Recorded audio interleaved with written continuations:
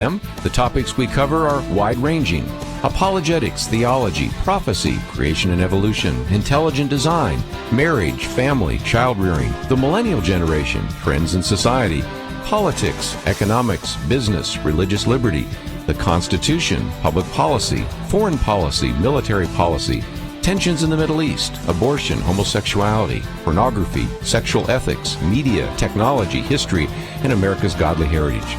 We talk about anything that affects your faith, your family, or your freedom. So don't go anywhere, because Point of View starts right now.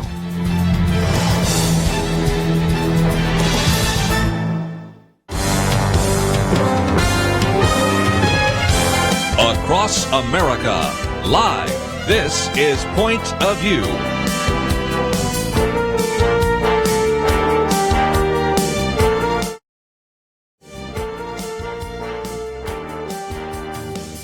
And now, Kerby Anderson. Thank you for joining me today here on Point of View. I hope you had a great Memorial Day weekend. Yesterday we ran a tape, but of course we're live today. And yesterday, a very significant series of events. Some of us were involved in some of the Wounded Warrior events. Some of you at Carry the Load, as well as maybe just a time of family picnicking and the rest. And so we're back on the program and encouraging your phone calls if you'd like to join us. And in just a minute, we're going to spend some time talking with our friend Jonathan Saenz, who is the president of Texas Values. Might just mention, in studio with me next hour will be Congressman Pete Sessions, representing the 32nd Congressional District. And in the third hour, you'll have to listen to it by phone or by your well, it could be a phone app, or actually be a computer as well. We have Brad Dacus with us. We'll be talking about sex education and parents opting out and all sorts of other issues. In just a little bit after we finish our conversation with Jonathan, we'll talk about the decision today by Starbucks to close down 8,000 stores and to actually do some unconscious bias training. We'll also get into some questions about active shooters, because that relates to one of the topics, one of many we'll talk about with Congressman Pete Sessions. But let me welcome to the microphone, first of all, Jonathan Saenz, president of Texas Values, an individual that, as we have talked about before, has really been taking on some of these very important political issues. Also has been looking at various of the campaigns, and we just last week, of course, had that runoff election. Wanted to get some more perspective. Jonathan Saenz is a graduate of the University of Houston Law Center, an individual that stood up for lots of issues, including the so-called bathroom ordinance, and we'll see whether or not that passes through the Texas House next year. Jonathan, thank you for joining us today again here on Point of View. Well, it's great to be with you. Thanks for having me. Let's get into, first of all, the runoffs. We had a couple that are key. First of all, you have been on the program with us before to talk about the fact that many of the individuals that you endorsed, individuals that took, in some respects, the right stand on that particular issue of whether it's the bathroom ordinance that was in Houston or whether it was the bathroom bill in Congress, or I should say in the House and the Senate, the Texas House and Texas Senate. Those are individuals that have done well in the campaign. What did we find out from the runoff election? Well, that's absolutely right. The Texas Values Action taken a position, supported particular candidates, and all the ones that were in office, that ran for re-election, that supported the Privacy Act at the Texas legislature, won re-election, and several of them were challenged. I mean, there was an effort by the outgoing Speaker of the House, Joe Strauss, and he still is the Speaker, and he's spending a lot of money because he doesn't think that, we should have these types of laws that protect people so men don't go into women's bathrooms. He's okay with local laws going into existence that allow men to go into women's bathrooms, like in Bexar County and San Antonio. Otherwise, he would have supported the Privacy Act. And the Privacy Act is very clear. It's just about making sure that at the local level or the state level, you don't have laws where they allow men to go into women's bathrooms. And certainly those issues can be accommodated, but not in a multi-use facility where we know there have been incidents that have come up in the Dallas-Fort Worth area. And so the candidates that have been in office for that supported the privacy issue, which was also supported on the Republican ballot, over 90%, they all won re-election. And so you speak of Pete Sessions, the runoff elections at the congressional election, there was Lance Gooden against Bunny Pounds. A lot of support, including from Texas Values Action, for Bunny Pounds. Lance Gooden did win that seat. He was a vocal critic of the privacy issue. So you have to wonder what he's going to do now in Congress So a lot of people were asking those questions, but he did win in the runoff.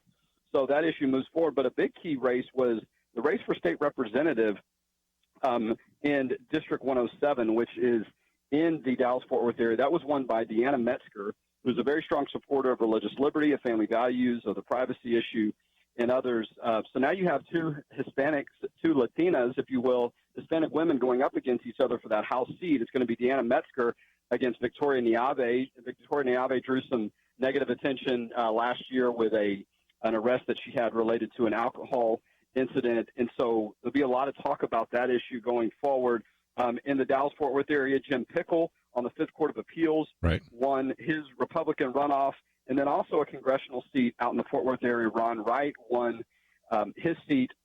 And that's just the runoffs. I mean, if you go to txvaluesaction.org, you can see a full list of the overwhelming amount of candidates that Texas Values Action supported that won in their Republican primary election. And so now you move forward to thinking about, what's going to happen in November. And so let's talk for a second. What happened on the Democratic side? So the Democrats elected their nominee for governor, and that's Lupe Valdez, which I'm sure people in your local listening area, Dallas-Fort Worth, are familiar with. But for your national audience, there's been a little bit more talk about that. The media is now celebrating that she's openly lesbian and that she also is the first Latina to win Democratic nomination statewide. You have to wonder, or at least as governor, that it's taken the Democrats this long to elect someone that's Hispanic for a statewide position like governor, when that's something that they tend to tout. When you look on the Republican side, just to, if you compare some of these things, you've got statewide elected officials that are black, Hispanic, or like my friend Pastor Flowers likes to say, that are black, white, and brown, that are all up and down the ticket. And so, but they're trying to make a big deal about that. But I don't remember Lupe Valdez talking a lot about being a lesbian while she was on the campaign trail. Yes. But the media now wants to celebrate it. And it's relevant on these issues. I mean, you look what's happening in Mansfield ISD. You've got an openly lesbian teacher who is trying to force her agenda onto school students in elementary school. She has now sued the school district on this issue, not because people found out she was married to a woman, but because she was talking more about this issue than was necessary in art class at the elementary school level. So, and what happened? She wasn't fired. They just said she should be in middle school if she's going to be spending a lot of time talking on these subjects. That's certainly the way it appears. So she has her job. She's continued to get paid, yet she still sued the school district because parents think that it's inappropriate to talk about some of these sexual things that don't pertain to the curriculum, particularly at elementary school level. And so our elections do matter when it comes to these type of issues, for people to be engaged and to see how some people, particularly from the left, the liberal, if you will, however you want to term it, are trying to make these issues more of an issue at the ballot box. So it's relevant and it's completely valid for us to be having this discussion when it comes to these issues. Well, and again, 2 days ago in the Dallas Morning News, one of the questions, will Hispanic voters turn out for Lupe Valdez's New Texas or Greg Abbott's traditional values? If it weren't for the fact that she's a Latina, you would think that our Hispanic voters would say, I really agree a lot more with the traditional values of Governor Greg Abbott, don't you think?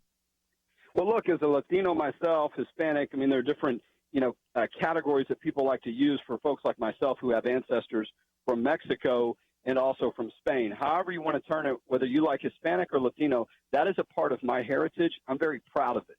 And a lot of people in Texas are very proud of it. But there is a diverse view across that spectrum. But I will tell you, there's a lot of strength amongst Hispanics in Texas when it comes to values of religious liberty, of marriage and family, particularly on the life issue. And Abbott has been very strong. Let's not forget the first lady that's Latina is his wife, Cecilia Abbott, if this is the discussion we're going to have. And look, that's the discussion some people do want to have. They want to put labels and they want to say who's had more advancement on some of these issues. And so you can't discount Cecilia Abbott and the governor, Greg Abbott, who are touring the state with these types of messages that resonate with people across the state and across all kinds of ethnic and racial backgrounds. We'll take a break, come back with more right after this.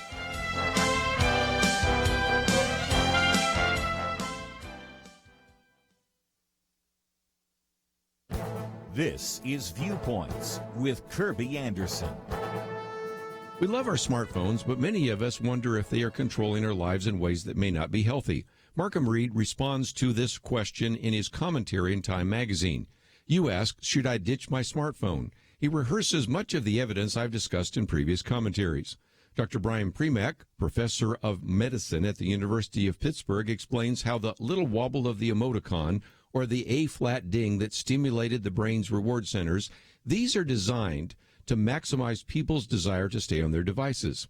Add to that the fact that there are teams of engineers and designers whose ultimate goal is to design games and apps that will keep you glued to your device. We can look at all the psychological data being recorded or merely use common sense to conclude that spending too much time on these devices is not healthy. It shows up in decreased attention spans, increased anxiety and stress, and a general erosion of well-being. Too much time on social media leads to a feeling of FOMO, fear of missing out. In light of some of these concerns, it has been interesting to observe a movement away from smartphones to dumb phones or light phones. I know of people that have kept their flip phones or decided to opt for a dumb phone that doesn't do too much more than make phone calls. Others are considering a light phone that may have a few additional features like texting, an alarm clock, or a driving app. These features may be exactly what parents desire for their children. They can give their kids a phone so they can call, but prevent them from seeing everything on the internet and protect them from cyberbullies. That is why we may see more adults and parents of kids opting for something other than a smartphone. I'm Kerby Anderson, and that's my point of view. Take Kerby and the Point of View team with you on the go with the Point of View app. Search for Point of View Radio at the Apple or Google Play stores.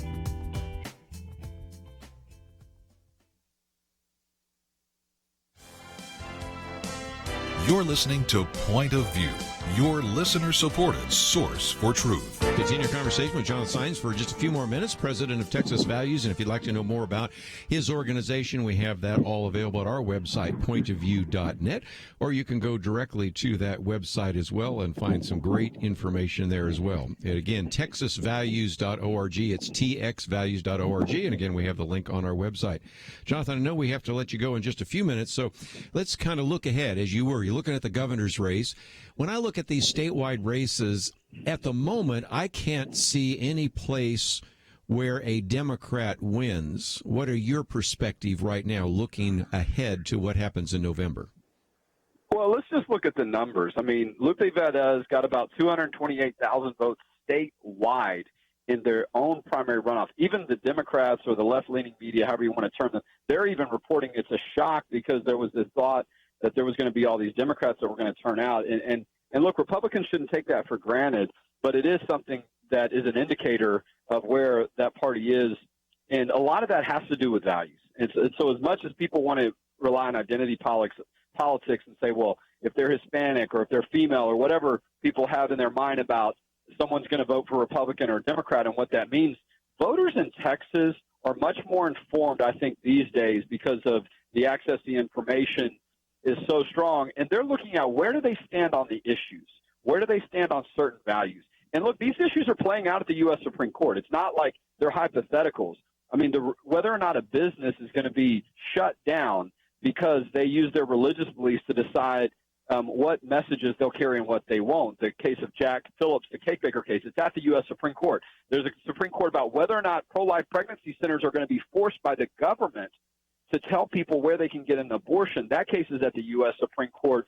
And we see some of these issues that played out in the legislature, whether or not a local government is going to force your business to allow you to tell you you've got to allow a man into the women's bathrooms. These issues are all in play, and they are also on the ballot, if you will, because of who you decide to vote. And so I think people are looking more at the issues than they are party. And I think you're going to look you look to what happens in November, whether it's the Republican Party platform, the Democratic Party, you look at their voting record. And I think you're going to see a lot of crossover voting. I think a lot of votes are up in play. You got to remember, Ted Cruz got twice as many votes for his election in the primary as did Beto O'Rourke in his Democratic primary. And so, some really interesting indicators, but a lot could happen between now and November. So I encourage people to go to txvalues.org to continue to stay engaged in the work that we do that is focused on faith, family, and freedom in Texas. One more question, I'll let you go, and that is, we've said so often on this program that when you look at the Texas House and Senate, all sorts of great legislation in the Texas Senate go to die in the House.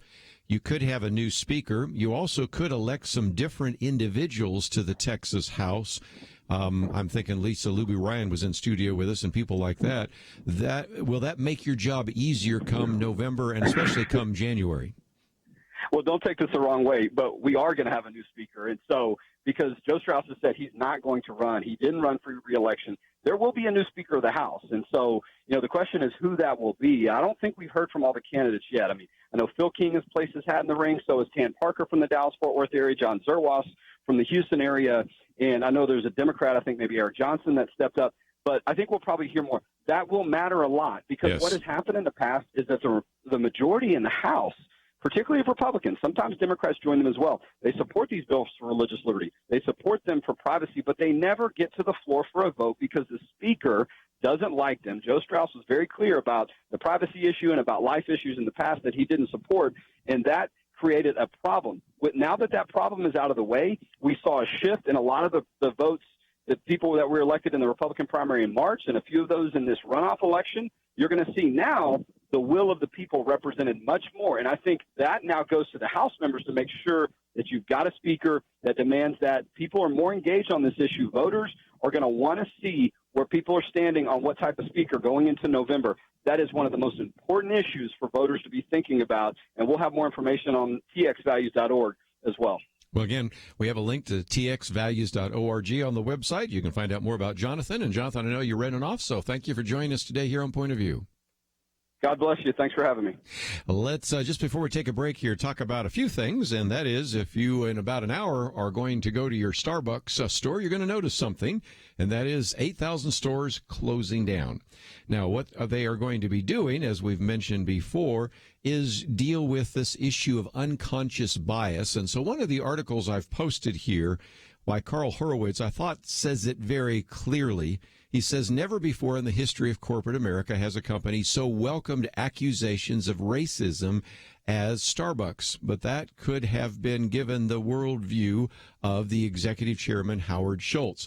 And I've got in front of me here the open letter from the Starbucks president to the Starbucks customers, in which he says basically back in 1983 when he took a trip to Italy and he walked the streets of Milan, he saw these cafes and espresso bars and thought, I want to bring something like that back to America, a place where you have a sense of community and human connection. Hasn't quite turned out exactly that way, but it does in some Starbucks stores have a place where people gather and meet and sit and read and write and sometimes have meetings and the rest. And so, nevertheless, because of the accusations out of Philadelphia, then he announced a couple of weeks ago that on May 29th, today, close down those 8,000 stores and then have a time of training employees on how to recognize and avoid unconscious social bias. Now, again, the concern that some people have raised is this is admirable to look at bias. All of us have bias. All of us bring something to a discussion or a table. That's understandable. But sometimes the solutions aren't all that great.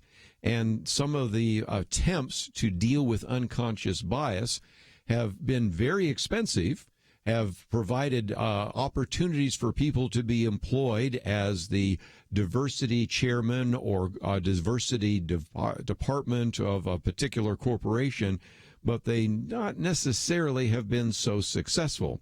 So in the piece by Carl Horowitz, which we've posted here, he said the justification for this policy is that human prejudices are so ingrained that they're usually not aware of them. Thus, companies have set up bureaucracies and hired outside consultants who specialize in eradicating unconscious biases. Company officials, whether enthusiastically or fearfully, routinely weave this principle in hiring, promotion, contracting, advertising, and other aspects of company operations. Okay, how much is the cost? Well, again, according to some of the material that we've posted on our website here, one study by MIT School of Management estimated that U.S. corporations in 2015, so that is a couple of years ago, but that's the best ones for which we have numbers, spent, are you ready for this number? $8 billion. $8 billion with a B on diversity and inclusion programs. That's basically equivalent to the total revenue of the 350th largest companies in the Fortune 500. Unbelievable. So that's the first thing. Now, then, are there some concerns? Yes. Well, one of those comes from a professor at Sloan School, Thomas Cochran. You said the diversity industry is built on sand. He says the business case for rhetoric for diversity is simply naive and overdone. There's simply no strong positive or negative effects of gender or racial diversity on business performance. Another professor at Harvard University, sociologist Frank Dobin, said that if anything, he believes that diversity undermines teamwork and to the detriment of beneficiaries. Because after looking at the records, again, this was done in some of these people dealing with the actual records of these diversity programs of various companies, he concluded that diversity training reduces the likelihood, are you ready for this, of black men and white women finding work. 3 situations in particular were recipes for failure. When diversity is mandatory, when it mentions the law, and when it is specific to managers. About 75% of the companies with diversity training programs fell into at least one of those categories. Okay, so why would this be harmful to black men and white women? Well, nobody wants to work where a stray gesture could trigger a lawsuit alleging racism or sexual harassment. Even executives, according to Carl Horowitz, with a stake in the present system admit as much. In a report several years ago to the Academy of Management, Learning, and Education, 2 of the diversity chief people noted that many employees interpreted the key learning point as having to walk on eggshells around women and minorities, choosing words carefully so as not to offend. Some surmised that it meant white men are villains. Still others assumed they would lose their job to minorities and women, while others concluded that women and minorities were simply too sensitive. That's the report from individuals that actually have worked in the diversity industry. So I posted this article to say that although I think the inclination by Starbucks to address bigotry, diversity, bias, all sorts of things are important, but sometimes the solutions aren't as easily resolved as you might think. Let's take a break. We've got a lot more to cover. We'll do that right after this. Every big story in human history began with one person. Point of View Radio has sparked many stories during the past 5 decades. I'm 25 years old, and I've been listening to Point of View for about 12 years now. I can't say enough about how it's touched my life and changed me completely. The effect was incredible, and it was immediate. I mean, I've seen Congress turn around. There was a transformation that really did take place. Oh, you missed your cue. This is where your story belongs. How has Point of View made a difference in your life and your community? We want to hear your story, and when you share it, you'll automatically be entered in a drawing for an iPad mini, and if we share your story to inspire others, we'll send you a Bible stick, an audio New Testament that you can take anywhere. So tell us your story before June 1st at pointofview.net/story or call 1-855-335-2100. You could win an iPad mini, and your story may encourage someone else to make a difference. 855-335-2100 and pointofview.net/story. Point of View will continue after this.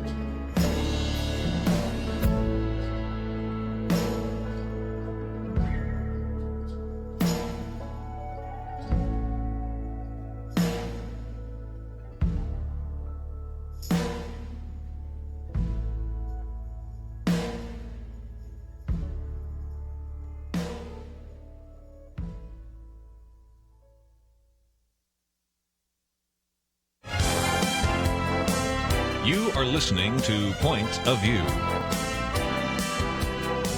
The opinions expressed on Point of View do not necessarily reflect the views of the management or staff of this station. And now, here again is Kerby Anderson. I'd like to join our conversation, 1-800-351-1212. Posted some of that information about Starbucks. Let me, if I can now, maybe talk about this issue of active shooters. I want to do this for a couple of reasons. First of all, there were a series of meetings that were held last week with the governor, Greg Abbott, on this issue. And nationwide, there has been an issue. As a matter of fact, we're going to have Congressman Pete Sessions with us in about a half an hour.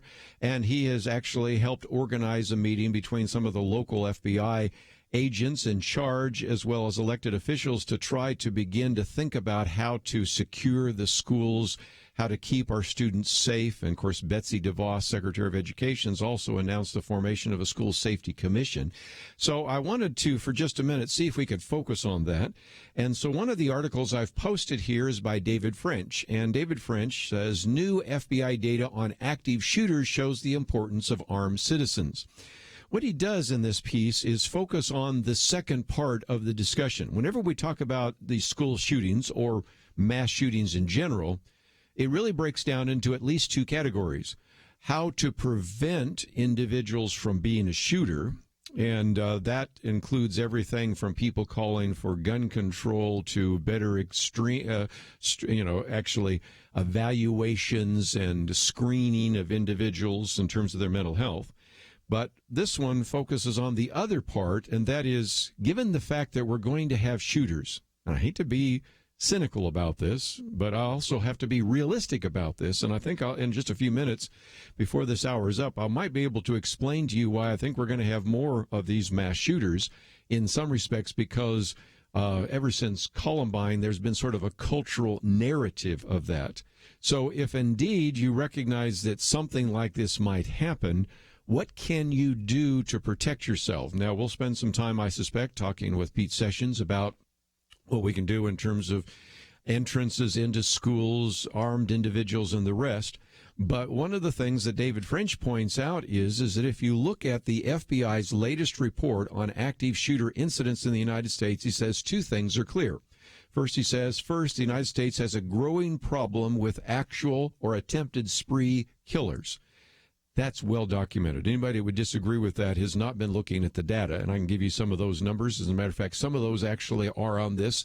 I'll read over them in the interest of time, but he goes into some detail to show that the number of active shooter incidences are increasing. Okay, so that's issue number one. Number two, though, he says armed and alert citizens can be part of the solution. He says, let's begin with a problem. The FBI defines an active shooter as one or more individuals actively engaged in killing or attempting to kill people in a populated area.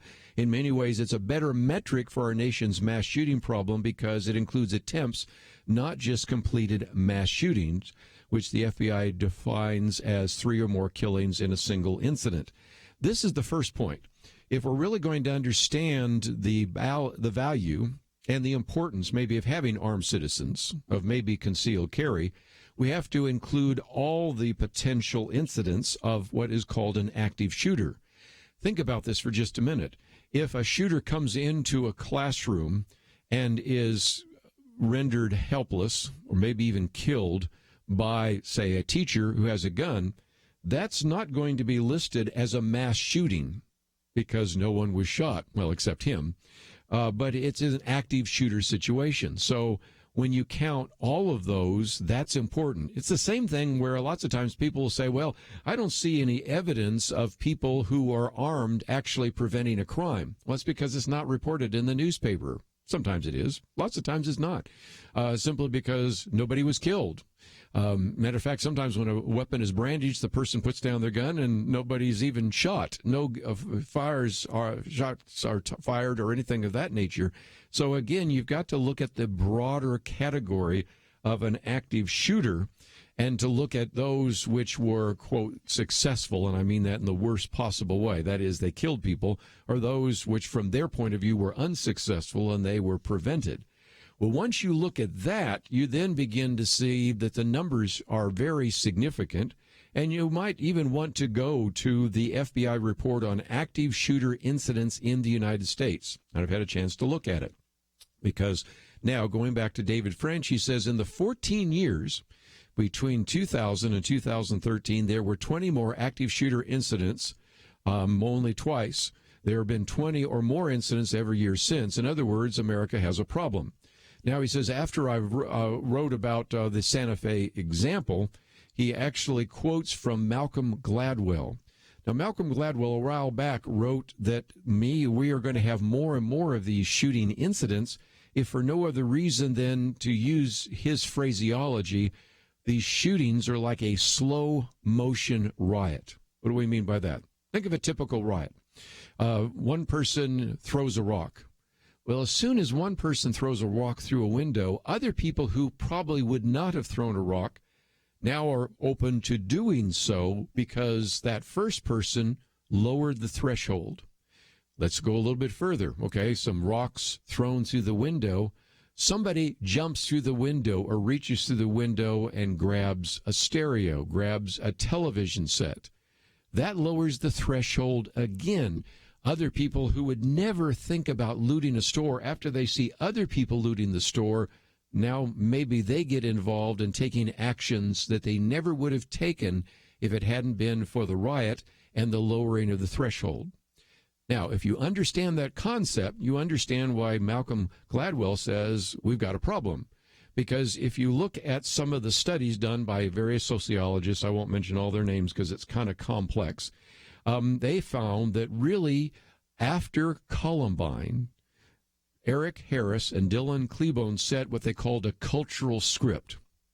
They had a website, they had movies, they spelled out their motivations. That made it easier for other potential shooters to follow their lead. One study that came out, I think it was a Harvard study if I remember right, showed that a majority of school shooters in the 8 years after Columbine made explicit references to Harris and Klebold. As a matter of fact, they even found that a majority of school shootings outside of the United States also were versions of Columbine. So there's a sense in which they've lowered the threshold to a point where individuals who would never have thought of picking up a gun go into the schools. And so as a result, that is lowering the threshold. These various individual events are linked together in ways that maybe we've missed before. And as a result, we have a cultural script that was provided by Eric Harris and Dylan Klebold. Well, if you understand that, then you can recognize that we're probably going to have more of these. And there's every reason to believe so. These numbers have been going up almost every year in terms of incidents. There's no reason to believe they're going to go down anytime soon. So we can sit here and talk about trying to get the guns off the street. We can talk about trying to raise the age limit for individuals that can obtain a gun. The reality is it won't work. Glenn Kessler, as we've quoted from many times before in the Washington Post, went back and did a very significant fact check and concluded that no of the mass shootings up until that point would have been prevented with any of the conventional gun restrictions ideas that have been proposed. You can also look at just what happened in Santa Fe. That individual had, if I remember right, a revolver and a shotgun, but did not have an AR-15, did not have a so-called assault weapon or anything like that. All those that would have been banned under the most restrictive Dianne Feinstein's bill would not be affected by what he used. So again, we can look at what you can do before, but if we talk about what we can do once an individual decides to go to a school or to a mall or whatever, what happens there? And again, this is where, again, I'll quote from David French, where the FBI provides extremely helpful data. How do shootings end? He says, well, the most common ways are exactly what you expect. The shooters kill themselves or flee, or the police exchange gunfire with a shooter and or apprehend him. But he says a surprising amount of time, citizens stop the killer, and an increasing percentage of those citizens are armed. So he says the lesson is that armed citizens can make a difference. As more Americans obtain carry permits, more Americans will be on scene and able to react. Moreover, he says what's missing from the data is any indication that armed citizens make the crisis worse. He says the stereotype of carry permit holders spraying panicked gunfire is simply wrong. So again, if you look at some of these particular statements that are being made as to why we would not want to have armed citizens, if you look at the FBI data that we have right now, which comes from the FBI report, the active shooter incidents in the United States, and there's a link to it on this particular article on our website, you will see that all of the potential fears that have been raised about having armed teachers, armed citizens, whatever, is actually not valid in light of the data. And actually, back to one of the phrases we've used so often, the best way to stop a bad person with a gun is with a good person with a gun. We'll come back and talk more about that right after this.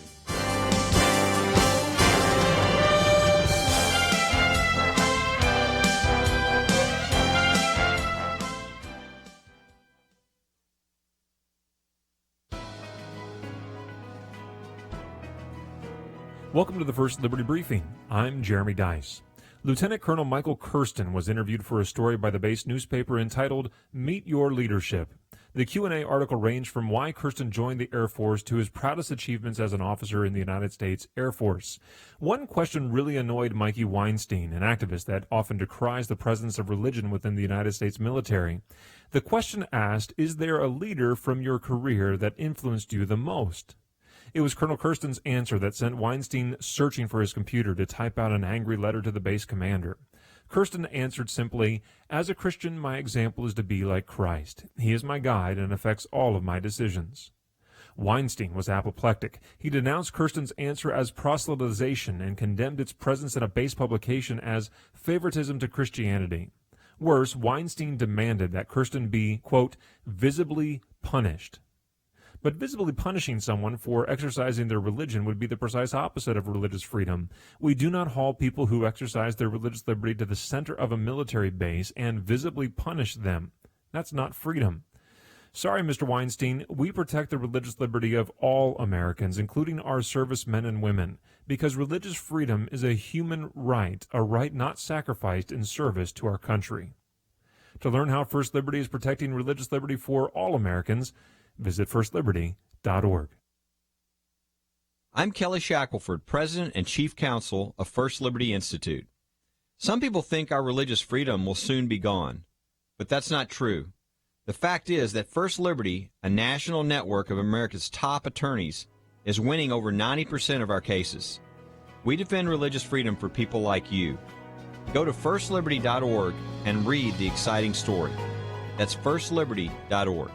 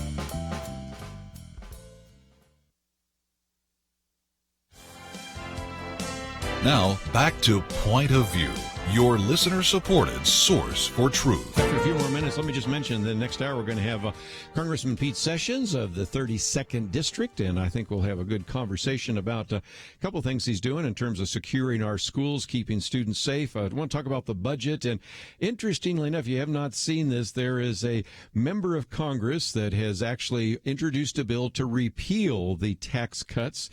And this did not escape the notice of President Donald Trump, who said in one of his tweets, a Democratic lawmaker just introduced a bill to repeal the Republican tax cuts, says no chance.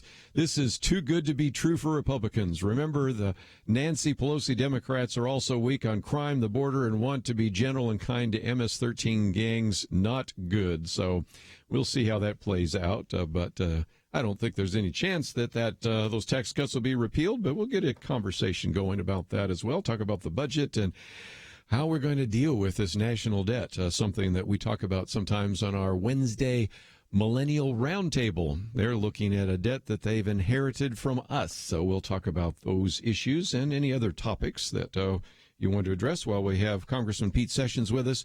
As I mentioned, third hour, we have Brad Dacus with us. He's with the Pacific Justice Institute. We'll be talking about sex education, parental rights, and a number of other topics. So just a full program today. Let me come back to for just a few more minutes to get into this issue. And one of those is you've heard before that phrase. It's used all the time, that the best way to stop a bad guy with a gun is to have a good guy with a gun. And that good guy could either be, of course, law enforcement, or it could be an armed citizen. But, you know, there are a number of individuals, and I have seen these reports that have come out. I've seen these specials, these little vignettes, all of which that say, look, the idea of stopping a bad guy with a gun is to have a good guy with a gun. Well, it's a nice sounding slogan, but it is rarely true. Wrong. That's where I think this FBI report really provides some perspectives. And the reason sometimes people can come to an erroneous conclusion is they only look at what we called just a minute ago mass killings. But the FBI report looks at what are called active shooter situations. And so that is something which includes not only the mass killings, but the attempts. And you just have to think about how that would fit in any circumstance. Imagine if over your lifetime, maybe you have a concealed carry, and on two separate occasions somebody tried to rob you and you pulled out a gun. And in both cases, the robber ran away. Well, if you aren't looking at the incidents and you're only looking at the robberies, somebody could, I think, using the flawed analysis, could say, well, that gun never prevented a robbery. You go, wait, no, it prevented two robberies. No, you were never robbed. There's nobody that, or it prevented you, your gun never prevented you from getting shot. No, because when I showed my gun, he ran away. Do you see the problem? If you don't look at all of the incidents, then you can come to inaccurate conclusions. And so this is why the FBI report, I think, is so important, because it looks at all the active shooter events or incidents, not just mass shootings. And as a result, it also answers one of the other questions, and that is, are we ever in a situation where because a person is armed, he or she sprays gunfire into the innocent populace and ends up making the situation worse? So far, we can't see that to be the case. Now, as soon as we say that, David French goes on to make one other point. He says it is foolish to argue that more carry permits is the solution to our national challenge. I think it's also wrong to claim that more carry permits isn't part of the answer. In other words, he doesn't want to say that this is a one-size-fits-all. Okay, let's have more Americans with concealed carry. But he is saying that those individuals who have concealed carry, that helps because they are on scene and they're able to react. Now, he also goes on to say that armed citizens don't fulfill their responsibilities to themselves, their families, or the neighborhood simply by buying a gun, taking the required class for a permit, if the class is required, and tucking it under their shirt or popping it in their purse. Carrying a gun in public means practice. Learn exactly how to handle it safely. Learn exactly how to shoot it. Learn how to shoot it accurately.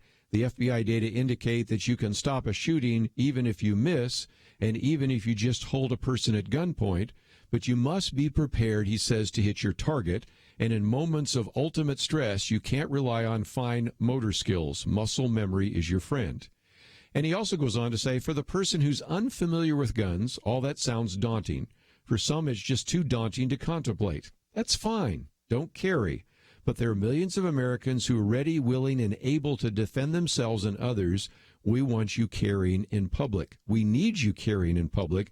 The odds that you'll never have to use that weapon, it will be a lump in your clothes or a weight in your purse, and that's it. But for some small number of people, that gun will be the difference between life and death. How do we know? Let's ask the FBI. In the conclusion of the latest report, it declares that the selfless actions of both armed and unarmed citizens likely saved many lives. So again, he's not arguing that everybody carry, but what he is arguing is that if you do, you might actually someday be able to use it. The odds are you may never draw your gun. The odds are you may never fire your gun except in a gun range, but you never really know.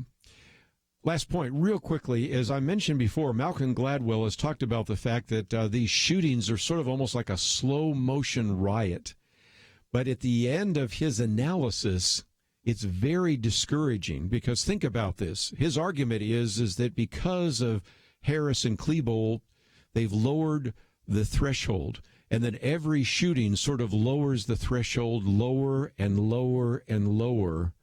And so now I think his argument is that we may have lowered the threshold so much that, here's the quote, that young men no longer need to be deeply disturbed to contemplate horrific acts.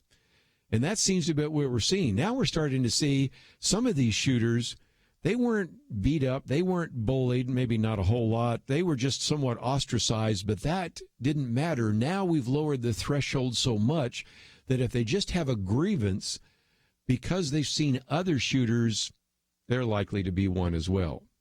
One implication, I think, for the media would be to give a lot less coverage to these school shootings. As you notice, if you listen to this program, I don't even usually mention the names.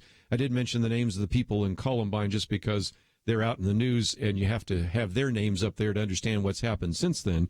But I think we do ourselves a favor if we didn't spend so much time talking about these because we may have lowered the threshold so much that we're going to see more and more of these mass shootings. If that's the case, then that's why part number 2 is important, and we'll talk about that with Pete Sessions.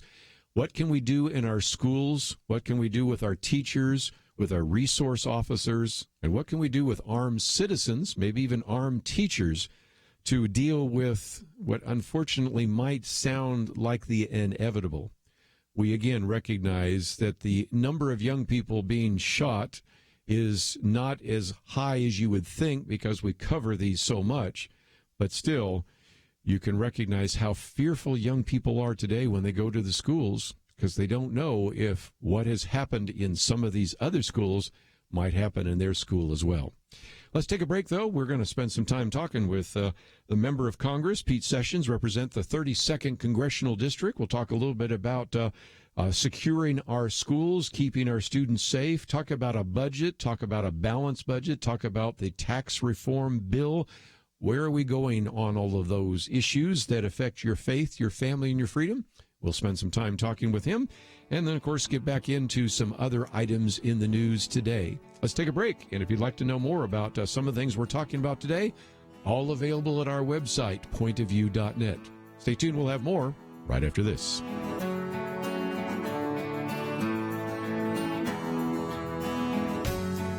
A 2013 survey asked people around the world whether sex without marriage is morally wrong. Every country where more than 90% said, yes, it's morally wrong, Islamic. The worst two, tied at 6% saying it's wrong, France and Germany, the nations of Calvin and Luther. Catholic Italy, 11%. Simply sad.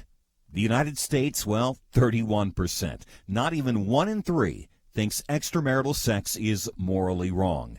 Our nation needs a truth team very badly. Support Point of View Radio today at pointofview.net. Set up your monthly gift by clicking the Truth Team 360 picture and then carefully follow the directions. pointofview.net. By phone, you can give at 1-800-347-5151. 800-347-5151. Or mail that first donation to Point of View, Box 30, Dallas, Texas 75221. Box 30, Dallas 75221. Point of View will continue after this.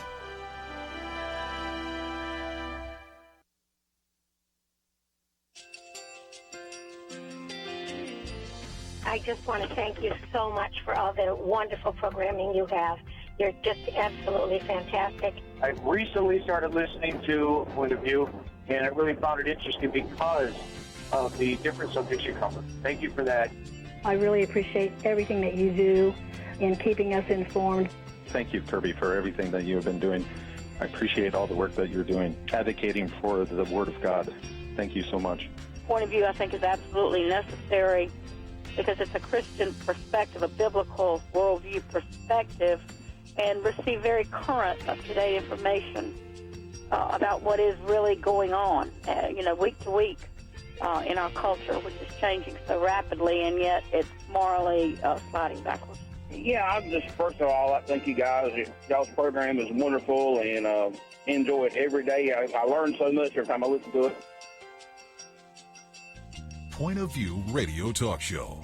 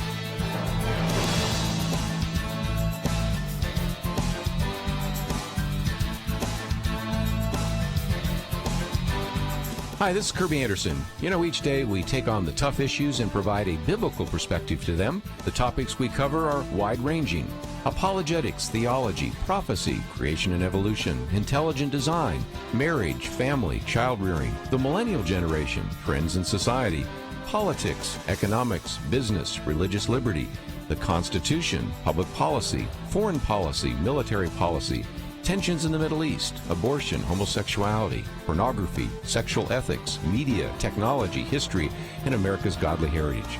We talk about anything that affects your faith, your family, or your freedom. So don't go anywhere, because Point of View starts right now.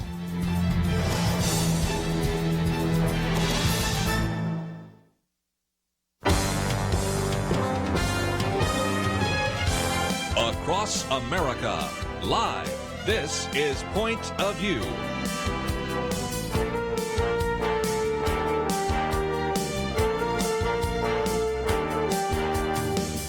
And now, Kerby Anderson. Thank you for joining me today here on Point of View. I hope you had a great Memorial Day weekend.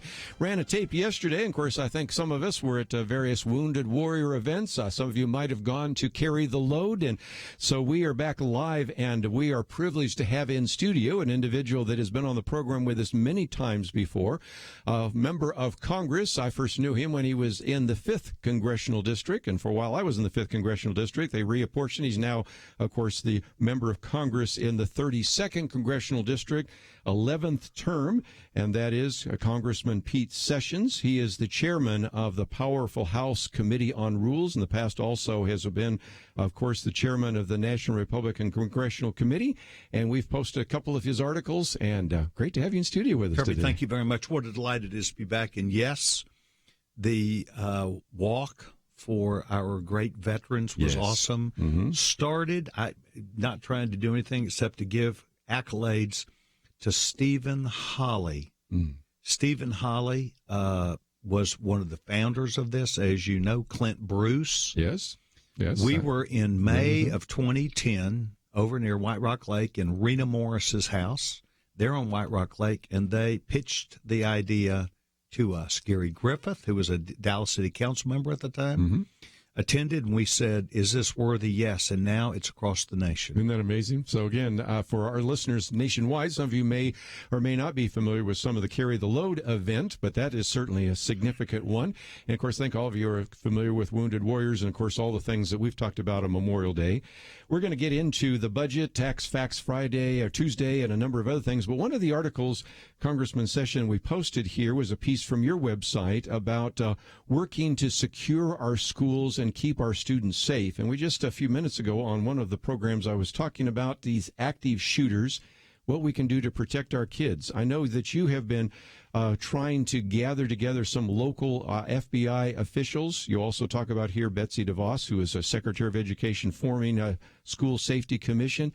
How do we think about this? This has been an issue in the news, and since I saw it on your website, I thought I'd mention it before we get into some of these financial issues. We do need to think about it. And the shooting in Florida was a different type of event. This was an event where actually the police officers, as you remember, did not engage the shooter, stayed in the parking lot. Right. We looked at that and said, what is that? We looked a little bit further and found that they have a planned, actually a consent decree there in Florida in those school systems that encourages police officers not to really get involved. Now, that would not be correct to say they would not become involved in the shooting, but it would suggest that other things that dealt with shooters up to that point, the police were careful in looking at, and even allowed, as we found out, this perpetrator some 20 times was engaged by police. So immediately after this, I dealt with the special agent in charge of the FBI here, and I said, please come and let's get together. I went the very next day. We sat down with him, and the first question I said is, are there any in queue here in Dallas? Because as you know, the Bureau headquarters had this sitting there for some 20 or 25 days. Data, information, social media that aimed directly at, I'm a bad guy, I'm going to do something about this. And nobody did anything. Nobody did anything. Yes. Eric Jackson, special agent in charge, FBI, North Texas Division, are there any in queue? Congressman Sessions, none are in queue. Thank you. Please, what is your responsibility? How do you view this? Eric Jackson, Congressman Sessions, we view that if we receive a tip 2:30 in the morning, 7:30 in the morning, we're activating on it immediately because there could be a shooter at a school. Yeah. We'd like to say, okay, our eggs are fresh, but there's more, and that is there is actually a plan as a result of the state legislature that says all campuses, large campuses, which include high schools and universities and community colleges here in Texas, have a plan. And among the things that they've learned is 95%, national statistics, 95% of the people who became these active shooters presented themselves at least one or more times in the past. Each of those people told someone they were going to do it, I think, right at or in excess of 24 hours ahead of time. Something we could have, should have known about. And so if we talk about this enough to give people confidence, they can bring forward their information. These universities and campuses do have a plan. Go say something, and we can avoid these things. So we learned a lot. I did, too, about what our communities are doing. We've got to avoid this. 3 days later, there was an incident in Wiley, Texas, and in Rowlett, Texas. Local police responded based upon, and one was at a school where a kid tweeted out, "I'm going to go do this." They took immediate action. They didn't refer it to someone else. They called the police, and they took action at the same time. Just vitally important. School safety is critical. Again, see something, say something. And again, you're just talking about some of the examples in the state of Texas. We have listeners all over the country. Maybe they can learn some lessons from how that was done. Let me, if I can, for just a minute, talk about something that surfaced today, and that is one of your fellow members of Congress, as a matter of fact, even in the committee that you're chairman of, the Rules Committee, has introduced a bill to repeal the Republican tax cuts.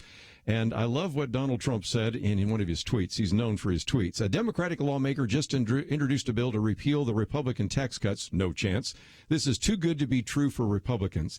Let me go back a little bit. And under the previous administration, there were lots of rules, lots of regulations, lots of taxes.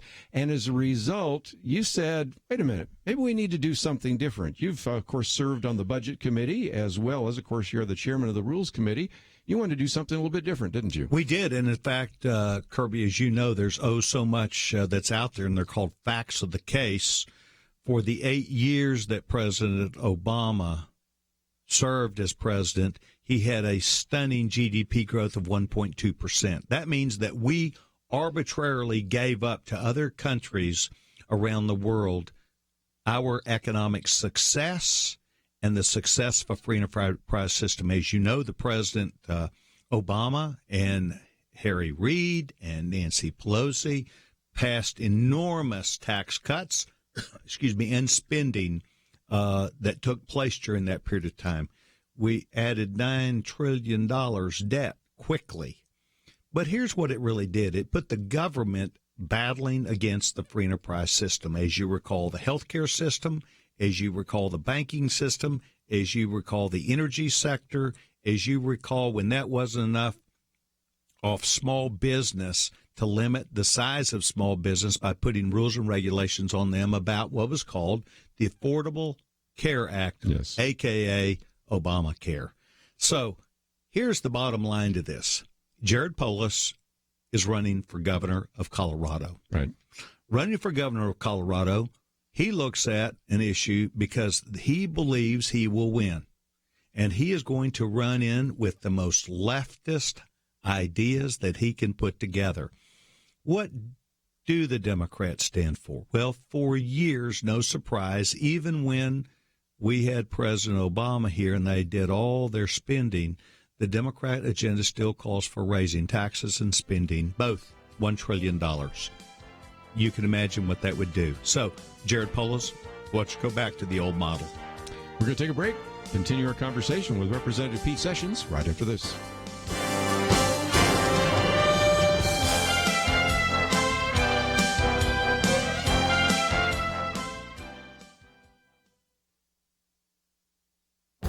This is Viewpoints with Kerby Anderson. We love our smartphones, but many of us wonder if they are controlling our lives in ways that may not be healthy. Markham Reed responds to this question in his commentary in Time magazine. You ask, should I ditch my smartphone? He rehearses much of the evidence I've discussed in previous commentaries. Dr. Brian Premack, professor of medicine at the University of Pittsburgh, explains how the little wobble of the emoticon or the A-flat ding that stimulated the brain's reward centers, these are designed to maximize people's desire to stay on their devices. Add to that the fact that there are teams of engineers and designers whose ultimate goal is to design games and apps that will keep you glued to your device. We can look at all the psychological data being recorded or merely use common sense to conclude that spending too much time on these devices is not healthy. It shows up in decreased attention spans, increased anxiety and stress, and a general erosion of well-being. Too much time on social media leads to a feeling of FOMO, fear of missing out. In light of some of these concerns, it has been interesting to observe a movement away from smartphones to dumb phones or light phones. I know of people that have kept their flip phones or decided to opt for a dumb phone that doesn't do too much more than make phone calls. Others are considering a light phone that may have a few additional features like texting, an alarm clock, or a driving app. These features may be exactly what parents desire for their children. They can give their kids a phone so they can call, but prevent them from seeing everything on the internet and protect them from cyberbullies. That is why we may see more adults and parents of kids opting for something other than a smartphone. I'm Kerby Anderson, and that's my point of view. Take Kerby and the Point of View team with you on the go with the Point of View app. Search for Point of View Radio at the Apple or Google Play stores.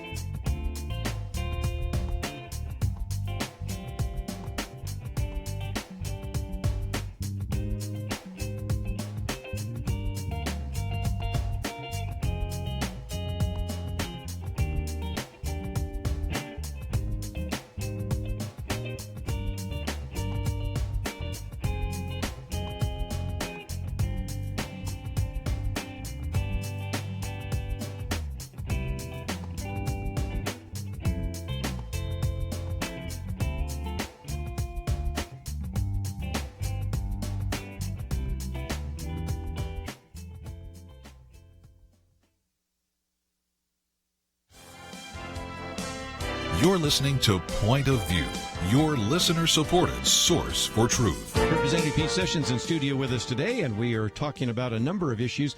One of those from your website talks about the budget. And of course, you're the chairman of the House Rules Committee, but you're a former member of the House Budget Committee. And of course, you also have been a member of the Republican Study Committee. So a lot of the questions that Representative Sessions that we have, especially tomorrow, we have a Wednesday Millennial Roundtable, and I'm the oldest guy around there, as you can imagine. I got Nick Pitts and Chelsea Ullman. 40's not old, Kerby. Yeah, but again, these are young people that are saying, how did we end up with $20 trillion of national debt? It's really hard, first of all, when you don't go through regular order. You know, that's one of the things that we've talked about on the program before, where you just have this continuing resolution. But you know as well as I do that one of the things you would like to get back to is having each individual committee have their budgets actually passed by the House, passed by the Senate, signed by the president. But it's been a while since that's happened, hasn't it? That way, yes. Yes. But the House each year, which is required by the Constitution, no, not every year, a year or two, Mrs. Pelosi did not. And Right. a year we were giving it back to them in 2007, we did not either. Mm-hmm. But what happens is that the Constitution requires that all tax and spending measures In the House. originate. Yeah. So we do this day in and day out on a regular basis, and it is just like we did last year. We did all of the 12 spending bills. We passed them. Right. We went through full debate, held hundreds of amendments to that, passed it to the Senate. The Senate last year did not Zero. one. Yeah. So what came back to us was a do or die. Right. Now, actually, it was a CR. Yeah. It was a CR Continuing resolution. 4 Yep. different times, Mhm. which meant, look, we're just going to stay where we are. The daunting facts of the case, Kerby, as you know it is, it's really not mandatory or discretionary spending that's the problem. It is mandatory. It is not adding the two of them together because 11, 12, 13, 14, 15, 16, and 17, we held discretionary spending flat. Right. Now, that created a problem also because our United States military was back at 2010 spending levels. And it meant, and a lot of people don't know this, Kerby does, we have 4 stealth destroyers that have been hit in shipping lanes. I know, it's just amazing what's happened just in the military. But they are stealth. Mm-hmm. It worked. Mm-hmm. They couldn't see us. Yeah. It's up to us to get out of the way when you can't be seen. Yeah. They are sitting in dry dock, and we don't have enough money to fix them. So we had to accept, and we did. We accepted the budget to raise the appropriations. As I'm using that term wrong. It's not budget. It's appropriations. Sure. We accepted back a deal finally that a lot of people didn't like. Oh, my gosh, look at all this money you're raising. But the daunting facts of the case are the military got more money, and they needed it. Otherwise, we cannot fix these ships. We're back at 2010 spending levels. So we've had to make a lot of we've had to eat a little bit of dirt, I guess. Not crow, but dirt. And in doing so... In large part because of the Senate, right? Because the Senate will not do that. You know, we had Van Taylor in here the other day, and I think he ran up the numbers on the hundreds of bills that the House passed, and less than 10% of 400. them, actually ended up on the desk of a president. So it's the good legislation in the House goes to the Senate to die. Any chance that any of that can change? Can the president bring some pressure or something like that? One would assume that it would be in the best interest of the country, not just the president. The president, as you and I know, has struggled in his relationship with the United States Senate. I don't need to talk about John McCain. I don't need to talk about Jeff Flake. I don't need to talk about Bob Corker. I don't need to talk about that. We know he has had a relationship that has not been successful. Right. And what he got back in return was no help. No help. And yet, when it was important, Supreme Court Justice Gorsuch, thank you very much, and other federal judges that we have had, they found a way to get it done. Look, I'm not a member of the Senate, but I will tell you, if I were the Senate Majority Leader, I would call in the COTS, and I would say we're going to break this 30 hours, that they have. That's right. Yeah. So now what we're talking about is cloture. Yeah. So just as an analogy, because you're smart and you remember this, the Rules Committee is to the House, but cloture is to the Senate.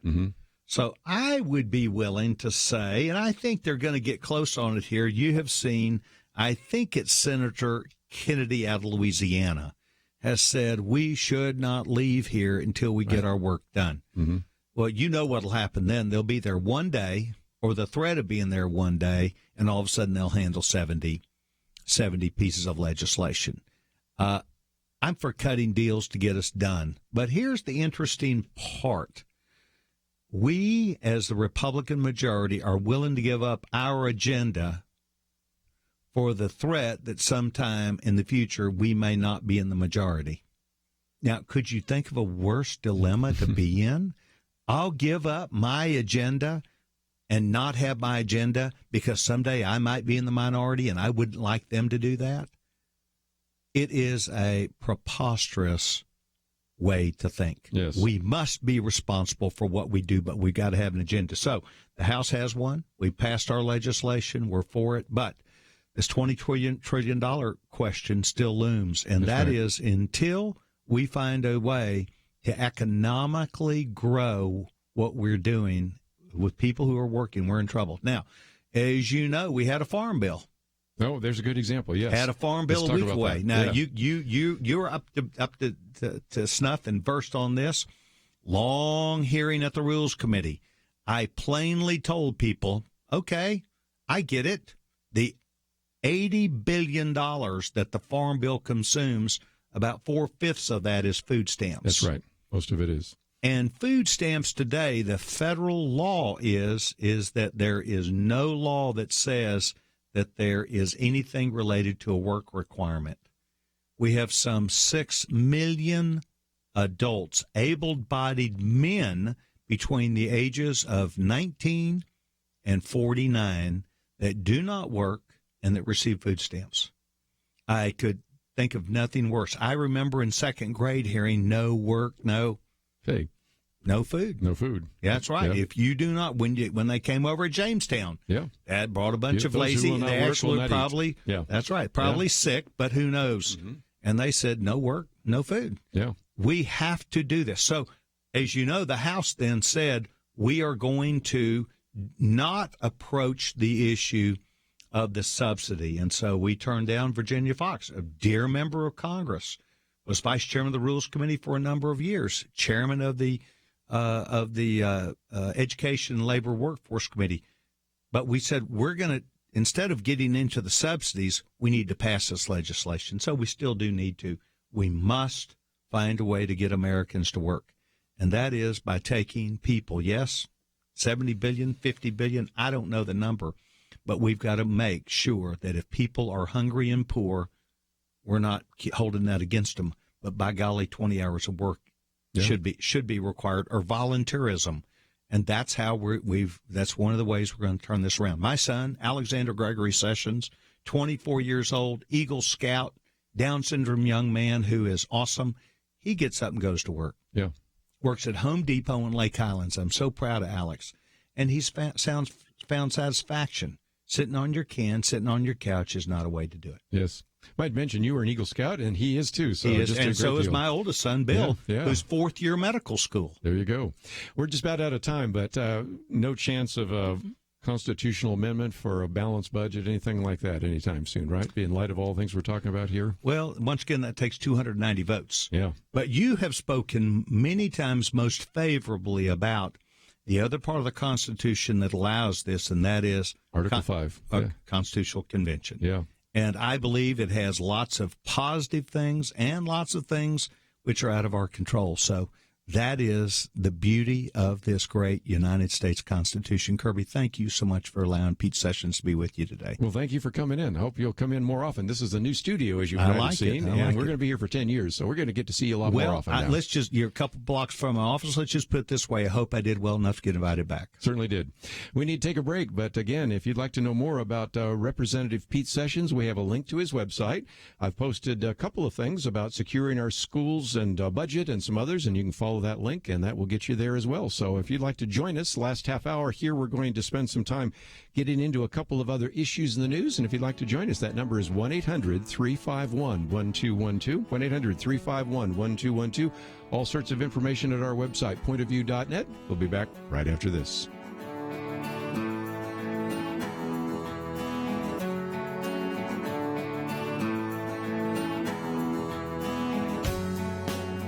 Imagine you work where you know people do not share your faith, and they certainly don't agree with a Christian view of life and culture. You are surrounded by hostility every single day. How important would it be to have solid information to back you up? Jim in South Carolina listens to Point of View in the afternoons. He writes, I teach in a public secular university and enjoy actually being a voice for the biblical Christian worldview in a liberal setting. Thank you for your ministry. Thank you for being bold and proclaiming truth. And Jim finishes, I pray for you daily. Jim works in hostile territory, and he prays for Point of View because Point of View is a source of truth. Please help us continue being here for Jim and everyone else. We need you to visit pointofview.net/team or call 1-800-347-5151 and join the Truth Team. Enable us to be here each day by giving each month. 800-347-5151 and pointofview.net/team. Point of View will continue after this.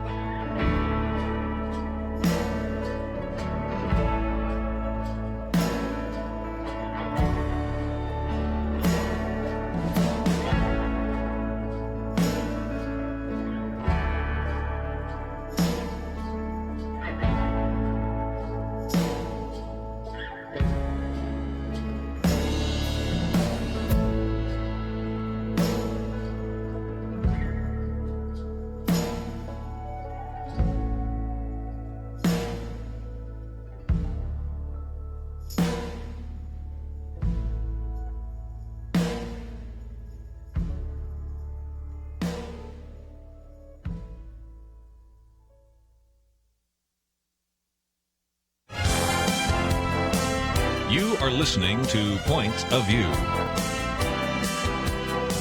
The opinions expressed on Point of View do not necessarily reflect the views of the management or staff of this station. And now, here again is Kerby Anderson. I'd like to join our conversation, 1-800-351-1212. Representative Pete Sessions with us for a few minutes, and we'll see if he can drop by again. As a matter of fact, his office is real close to this studio, so that may make an opportunity for a future interview possible. And in the next hour, we have Brad Dacus with us. I might just mention that for especially our listeners in California, but all over the country. He's going to be talking about sex education programs in the schools, parental rights, and this is something that has really begun to be very significant, both in Southern California and in Northern California. So we'll talk about that in just a minute. I did bring up real quickly with Representative Sessions this attempt by Jared Polis, who is a representative in Colorado. So our listeners in Colorado probably are familiar with him as a member of Congress and a member of the Rules Committee. Of course, as I mentioned just a minute ago, Pete Sessions is the chairman of the Rules Committee, but now Polis is running for governor in the state of Colorado, and it's kind of a theme that is starting to run, and that is that Democrats have said, you know, the reason we're losing is we're not liberal enough. We perhaps were too moderate, and if anything, we need, number one, to run against Donald Trump because he's unfavorable. Well, he hasn't turned out to be quite as unfavorable as they expected him to be. Number two, we need to actually double down on some of the beliefs that we have.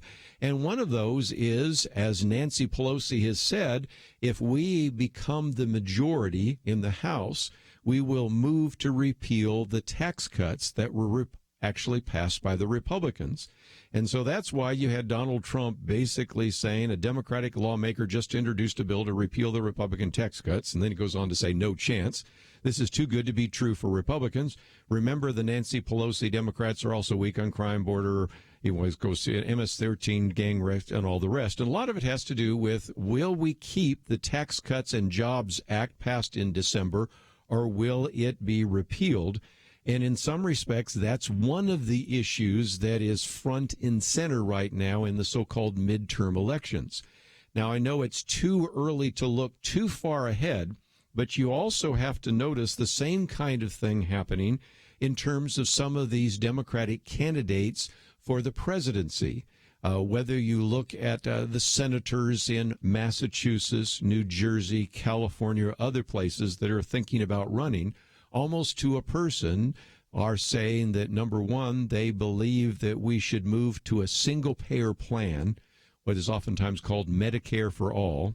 Number two, for a jobs guaranteed program, and also to call for the repeal of the tax cuts. And so you're going to see, I think, something that I haven't seen too often. It used to be not so long ago, especially in the 1960s and 70s, especially the idea that when you would run in a primary, Democrats would run to the left, Republicans would run to the right.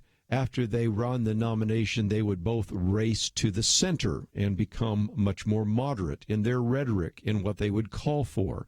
And that was something that was done. Let's take 1968 as a classic presidential example. Hubert Humphrey running for the Democrats, Richard Nixon running for the Republicans, running to the center. By 1972, it changed a little bit because you had a Democrat, in that particular case, George McGovern, who didn't decide to run so much to the center and lost all but one state. And so that didn't seem to work out so well. But it seems to be kind of the idea that is being presented right now. So if nothing else, just a little bit of a look at this issue of some of the tax cuts, and we'll get into some more of that a little bit later after we talk with Brad Dacus. But I thought I might mention that we're coming up right about now for some of you, if you're heading to your Starbucks office, or a store, I guess I should call it, you're probably going to be disappointed because this afternoon, it's already begun in the East Coast and it will work its way across the country. Starbucks will close more than 8,000 stores. And I thought I'd read just a little bit from the open letter that was written to individuals who were Starbucks customers by the executive chairman, Howard Schultz. He said, back in 1983, I took My first trip to Italy, as I walked the streets of Milan, I saw cafes and espresso bars on every street. When I ventured inside, I experienced something powerful, a sense of community and human connection. So he said, I returned home determined to create a similar experience in America, a new third place between home and work, and build a different kind of company. I wanted our stores to be comfortable, safe spaces where everyone had the opportunity to enjoy a coffee, sit, read, write, host a meeting, date, debate, discuss, or relax. Today, 100 million customers enter Starbucks stores each week. Isn't that an amazing number? Anyway, he goes on to say, in an ever-changing society, we still aspire to be a place where everyone feels welcome. Sometimes, however, we fall short, disappointing ourselves and all of you. He says, recently, a Starbucks manager in Philadelphia called the police a few minutes after two black men arrived at a store and sat waiting for a friend. They had not yet purchased anything when the police were called. After police arrived, they arrested the two men. The situation was reprehensible and does not represent our company's mission and enduring values. So far, so good. In the old days, since I'm the old guy around the table, in the old days, what would happen is you'd have this apology, and that would be that. But we're in a new venture, and this is where the rest of the particular letter by Howard Schultz begins to, I think, deviate a little bit. Because he says, after investigating what happened, we determined that insufficient support and training, a company policy that defined customers as paying patrons versus anyone who enters the store, and a bias led to the decision to call the police. Our CEO, Kevin Johnson, met with the two men to express our deepest apologies, reconcile, and commit to ongoing actions to reaffirm our guiding principles. He goes on to say the incident has prompted us to reflect more deeply on all forms of bias, the role of our stores in communities, and our responsibility to ensure that nothing like this happens again at Starbucks. The reflection has led to a long-term commitment to reform statewide, system-wide policies while elevating inclusion and equity in all that we do. Today, we take another step to ensure that we live up to our mission. And then he goes on to say, for several hours this afternoon, Starbucks will close stores and offices to discuss how to make Starbucks a place where all people feel welcome. What will we be doing, he says? Well, more than 175,000 Starbucks partners, that's what we call our employees, will be sharing life experiences, hearing from others, listening to experts, reflecting on the realities of bias in our society, and talking about how all of us create public spaces where everyone feels like they belong because they do. This conversation will continue at our company and become part of how we train all of our partners. He goes on to say, discussing racism and discrimination is not easy, and various people have helped us create a learning experience that we hope will be educational, participatory, and make us a better company. We want this to be an open and honest conversation, starting with our partners. We will also make the curriculum available to the public. To our Starbucks partners, I want to thank you for your participation today, for your wonderful work you do every day to make Starbucks a third place for millions of customers. To our customers, I want to thank you for your patience and support as we renew our promise to make Starbucks what we envisioned it could be nearly 40 years ago, an inclusive gathering place for all. So just a little bit of a letter from Howard Schultz. And again, I suspect that this is going to be something very significant and maybe the start of what maybe other companies are going to do. When I come back from the break, I'm going to read a little bit from Carl Horowitz. It's an article we've posted. It's the last article we have on our website here, because he makes the case that never before in the history of corporate America has a company so welcomed accusations of racism as Starbucks. But that could have been expected given the worldview of Executive Chairman Howard Schultz. And so I want to come back and talk about some of the studies that have been done about whether or not diversity training and some of the investigation and even some of the university work on trying to uncover unconscious bias, whether that's really effective. We've talked about this before, but I thought for just a few minutes we'll talk about that. Then we'll, in the second hour, spend some time talking with Brad Dacus, and then we'll conclude with some of the material we've posted on what we're learning more about some of these active shooters. So we've got a lot to cover, and if you'd like to join us at any point, 1-800-351-1212. Are you excited about what Starbucks will be doing in just a few minutes for some of you, or has already begun to do for those of you in the East Coast? And what about this diversity training? I'll give you a little bit of a hint. Those who have been involved in evaluating it believe that it cost a lot of money and it hasn't been very effective. And even some of those involved in diversity training have serious questions about the long-term implications it might have for minorities, even sometimes for women. We'll talk about that right after this.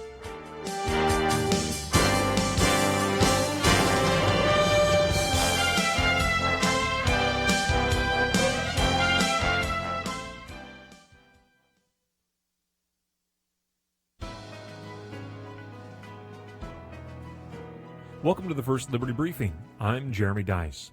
Lieutenant Colonel Michael Kirsten was interviewed for a story by the base newspaper entitled Meet Your Leadership. The Q&A article ranged from why Kirsten joined the Air Force to his proudest achievements as an officer in the United States Air Force. One question really annoyed Mikey Weinstein, an activist that often decries the presence of religion within the United States military.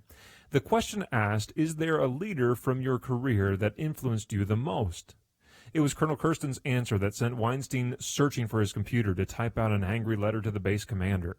Kirsten answered simply, as a Christian, my example is to be like Christ. He is my guide and affects all of my decisions. Weinstein was apoplectic. He denounced Kirsten's answer as proselytization and condemned its presence in a base publication as favoritism to Christianity. Worse, Weinstein demanded that Kirsten be, quote, visibly punished. But visibly punishing someone for exercising their religion would be the precise opposite of religious freedom. We do not haul people who exercise their religious liberty to the center of a military base and visibly punish them. That's not freedom. Sorry, Mr. Weinstein, we protect the religious liberty of all Americans, including our servicemen and women, because religious freedom is a human right, a right not sacrificed in service to our country. To learn how First Liberty is protecting religious liberty for all Americans, visit firstliberty.org. I'm Kelly Shackelford, President and Chief Counsel of First Liberty Institute. Some people think our religious freedom will soon be gone, but that's not true. The fact is that First Liberty, a national network of America's top attorneys, is winning over 90% of our cases. We defend religious freedom for people like you. Go to firstliberty.org and read the exciting story. That's firstliberty.org.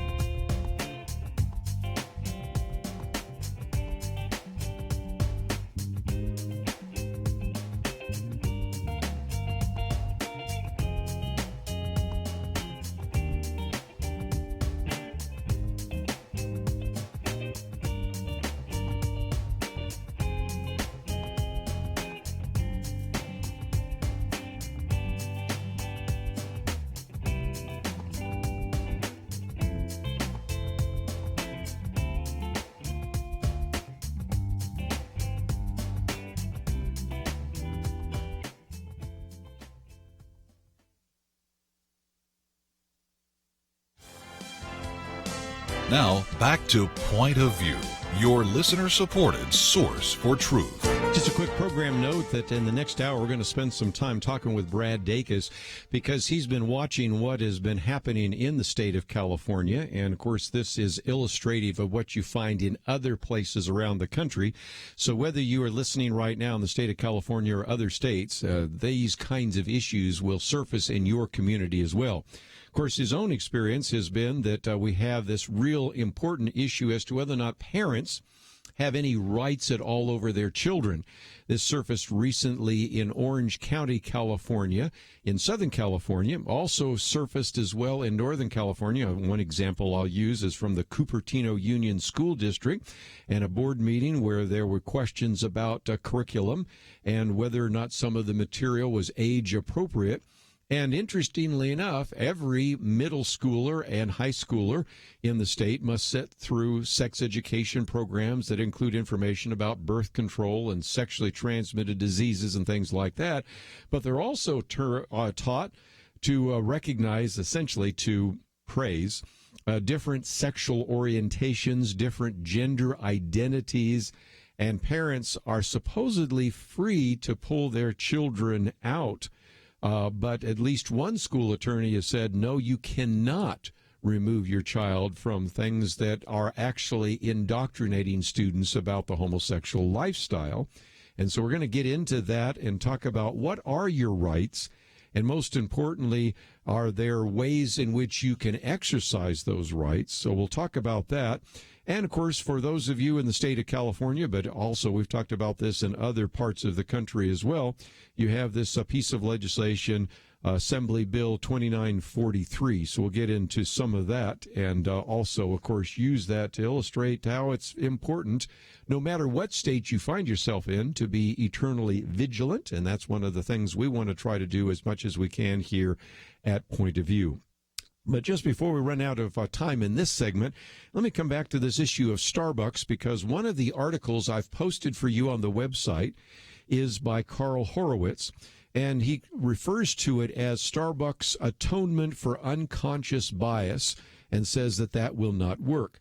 Carl Horowitz is a senior fellow, I might mention, with the National Legal and Policy Center, which is in Falls Church, Virginia, and has been looking at some of these issues for some time. And it all, of course, surfaced because of what happened on April 18th. Two African-American males at the Starbucks coffee shop just waiting around, and because of, I think, some really bad judgment on the part of some of the leadership there and the Starbucks store, as well as even law enforcement there, they ended up being arrested for really nothing. And so that has caused a tremendous amount of soul searching on the part of Starbucks and a desire to really address this issue of unconscious bias. Now, Carl Horowitz goes on to say that the justification for this policy is that human prejudices are so ingrained that we're usually not aware of them. And I've oftentimes said that the person that says, I don't have a racist bone in my body, probably is the first person that needs to maybe do a little more reflection, because that's kind of the phrase that people always like to use. But let's face it, we do have biases. We have biases based upon the way a person looks, the way a person talks, the way a person acts. We make judgments instantaneously about whether that's a potential friend or whether that's somebody that we don't want to spend any more time with. For those of us that hire or fire individuals, we're making judgments all the time about individuals, and sometimes those biases are incorrect, and sometimes they're the very thing that we need to begin to say, you know, I sense that if this is an indication of how he acts in my presence, I wonder what he does when I'm not in the office. And so, in a sense, I understand that there could be some value in looking at the biases, the prejudices you might have. But that being said, the focus is on some of these diversity programs, and first of all, they're unbelievably expensive. Let's look at this.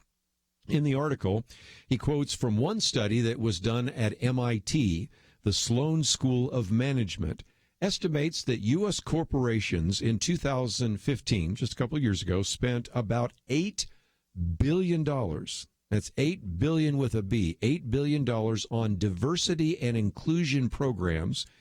They go on to say that's equivalent to the total revenue of the 350th largest companies in Fortune 500. That's pretty amazing, you know, that one company alone, $8 billion, I'm not sure which one it is, but it illustrates again how expensive this is. And then the professor that did the study actually said that the diversity industry is built on sand. The business case rhetoric for diversity is simply naive and overdone. There are no strong positive or negative effects of gender or racial diversity on business performance. So that's a study done at MIT, the Sloan School of Management. Let's look at a different one. This study, done by a Harvard sociologist, says that if anything, it is his conclusion in doing this research that diversity undermines teamwork. That the sociologist, after delving into the records of various companies, concluded that diversity training reduces the likelihood of black men and white women finding work. He goes on to say 3 situations in particular were recipes for failure: when diversity is mandatory, when it mentions the law, and when it is specific to managers. And he found that about 75% of the companies that he studied with diversity training fell into at least one of those categories. Now, you might say, well, why would this diversity training actually reduce the possibility of African American men or white women finding work? Well, the conclusion that comes from Carl Horowitz is nobody wants to work where a stray gesture could trigger a lawsuit alleging racism or sexual harassment. Matter of fact, 2 individuals who were actually diversity chieftains. Can you believe it's called a chief of diversity? Anyway, Chieftain Diversity said this, quote, "Many employees interpreted the key learning point as having to walk on eggshells around women and minorities, choosing words so carefully so as not to offend. Some surmised that it meant white men were villains. Still others assumed that they would lose their jobs to minorities and women, while others concluded that women and minorities were simply too sensitive." Don't really think that that was what Starbucks intended when they wanted to have this conversation. So over the next couple of days, perhaps some of those individuals involved in these 8,000 different Starbucks stores will share with us what the conversation was like, what people said. But I do believe that we may be in for a lot more of this, because he talks about the fact that diversity enforcers now are beginning to show up in other places.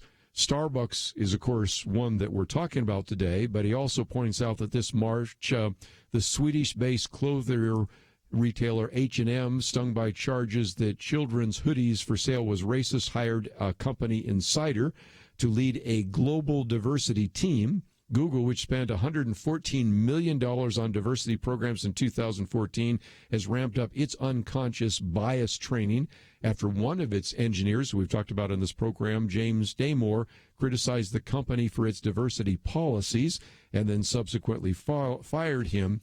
I think we're going to hear a lot more about this issue of unconscious bias, and so we'll see how this experiment this afternoon works for Starbucks. Let's take a break. When we come back, we're going to talk about this whole issue of sex education.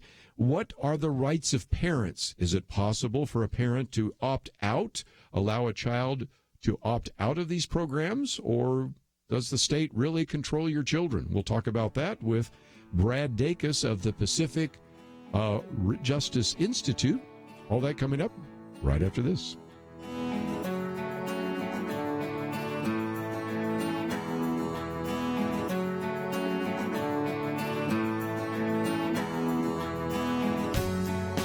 Is religious freedom still a cornerstone of the republic, or has it effectively been crushed by the forces of tolerance?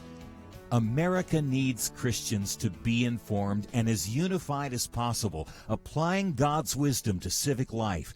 Point of view can be a key part of a successful mission. I believe in America. I believe God wants His best for us. We can face whatever the world throws at us as long as we stand together. If you have not signed on, please do it now. Support Point of View Radio today at pointofview.net. Set up your monthly gift by clicking the Truth Team 360 picture and then carefully follow the directions. Pointofview.net. By phone, you can give at 1-800-347-5151.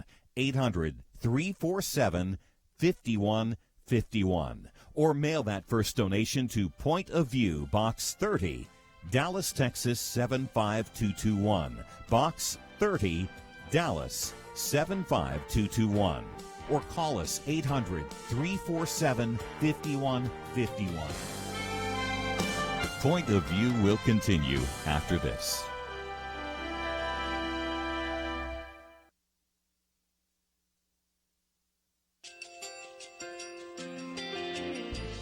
I just want to thank you so much for all the wonderful programming you have.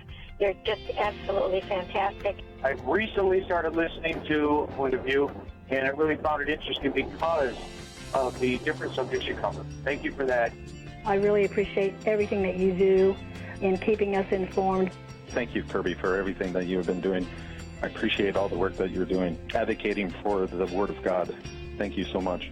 Point of view, I think, is absolutely necessary because it's a Christian perspective, a biblical worldview perspective, and receive very current, up-to-date information about what is really going on, week to week in our culture, which is changing so rapidly, and yet it's morally sliding backwards.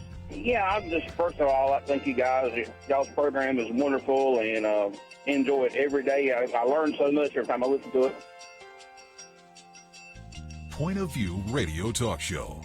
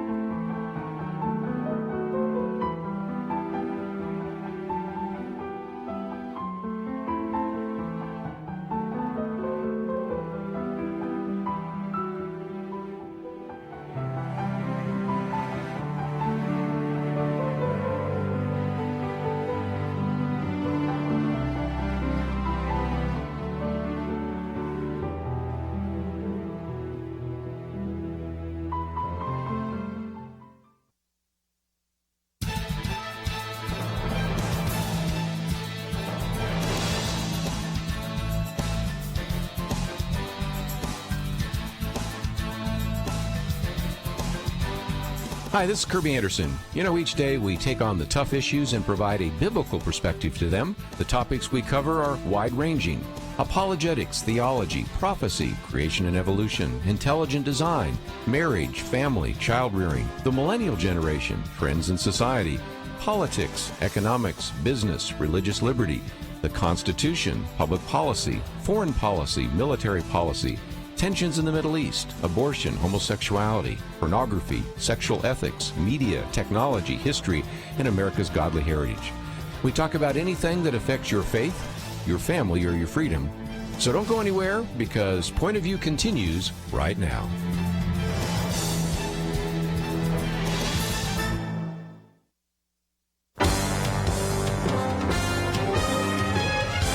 Across America, live.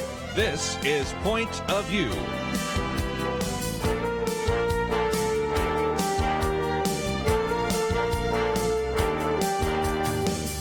And now, Kerby Anderson.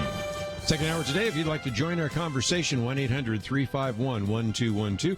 Got into all sorts of issues in the last hour. Talked about everything from the issue of guns and school safety and mass shooting and what can or can't be done in terms of protecting our students. Certainly an ongoing issue that we'll talk about. Spent some time talking about everything from the budget to the tax reform acts that were done in Congress. And we'll get into some more of those if you'd like to. And then, of course, spent some time talking about Starbucks and its attempt to actually do some training this afternoon on May 29th, closing about 8,000 of their company outlets to train employees on how to recognize and avoid unconscious social bias. We'll do our best to try to connect up with Brad Dacus, who is supposed to be with us right now of Pacific Justice Institute. We'll spend some time talking about this whole issue of sex education, which is an important issue because you have parents now packing some of these school districts in board meetings in an uproar over a curriculum that is actually one that is required to actually provide comprehensive sex health education to students grades 7 to 12.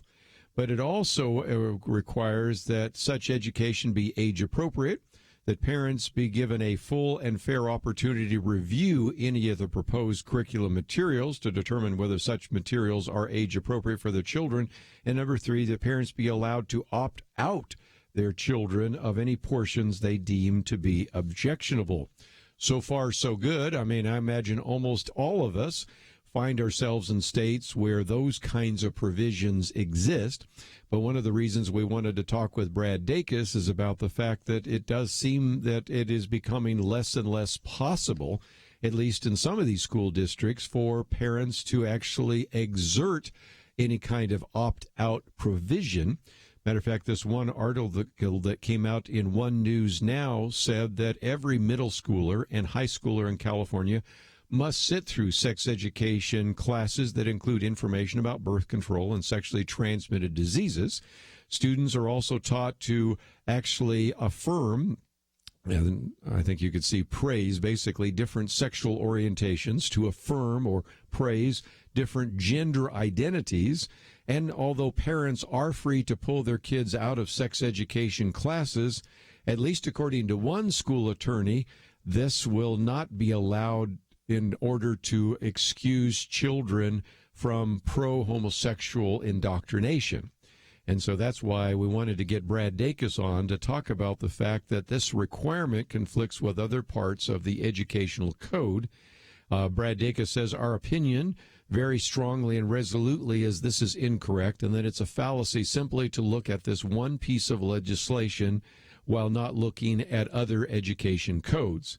Nevertheless, he says California, in particular, has had a tendency to go to the mat, even claiming child neglect by parents when it comes to insisting on the state's right to indoctrinate children.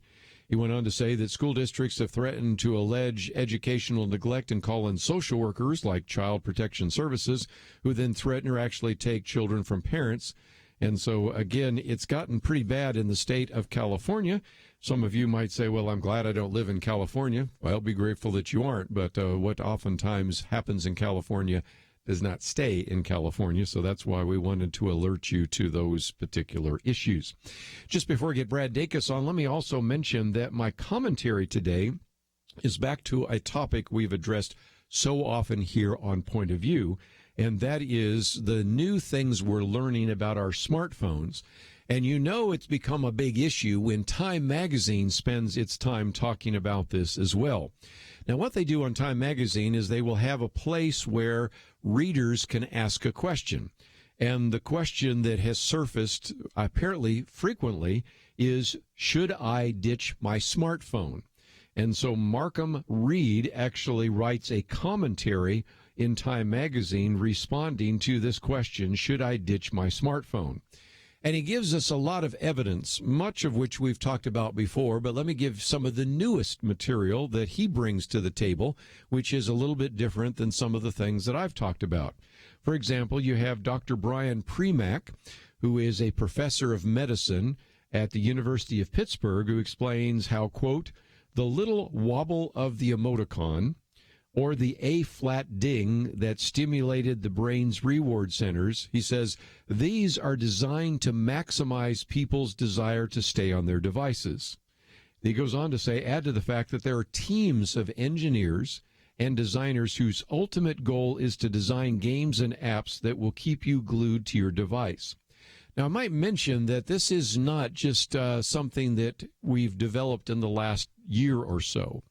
After all, some of these engineers, some of these people that are working on these devices have learned their lessons from casinos.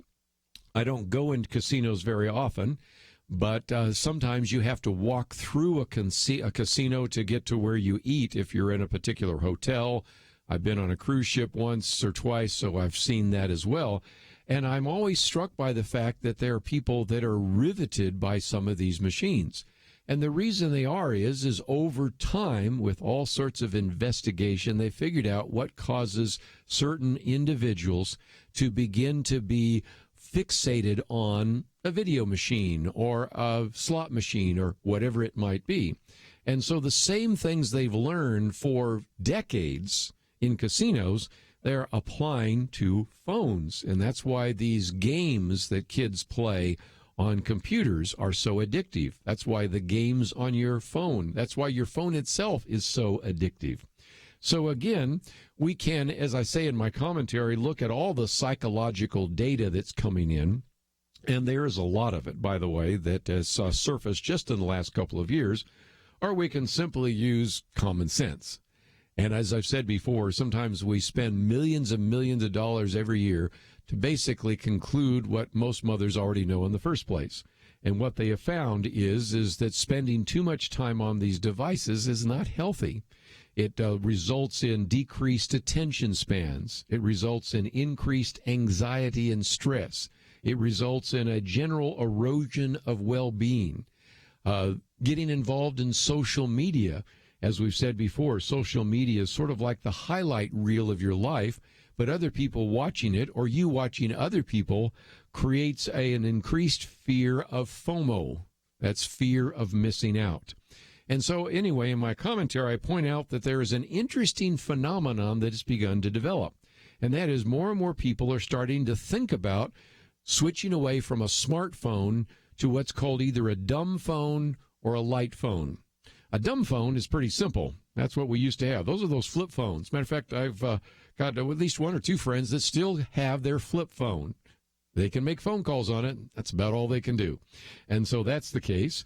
A lot of people say, well, that's a little too extreme. So they don't necessarily get a dumb phone, but there are what are called light phones. That is where you have an ability to make a phone call. Sometimes it has texting, or even if it doesn't have that, maybe it has an alarm clock or a driving app or something like that. But I suspect that this might be the future. I think more and more parents are going to say, this is what I want to give my kid. An ability to make a phone call, but not an ability to get on everything on the internet or to be cyberbullied. So anyway, that's my commentary for today. It's available at the website, pointofview.net. We'll take a break, come back with more right after this.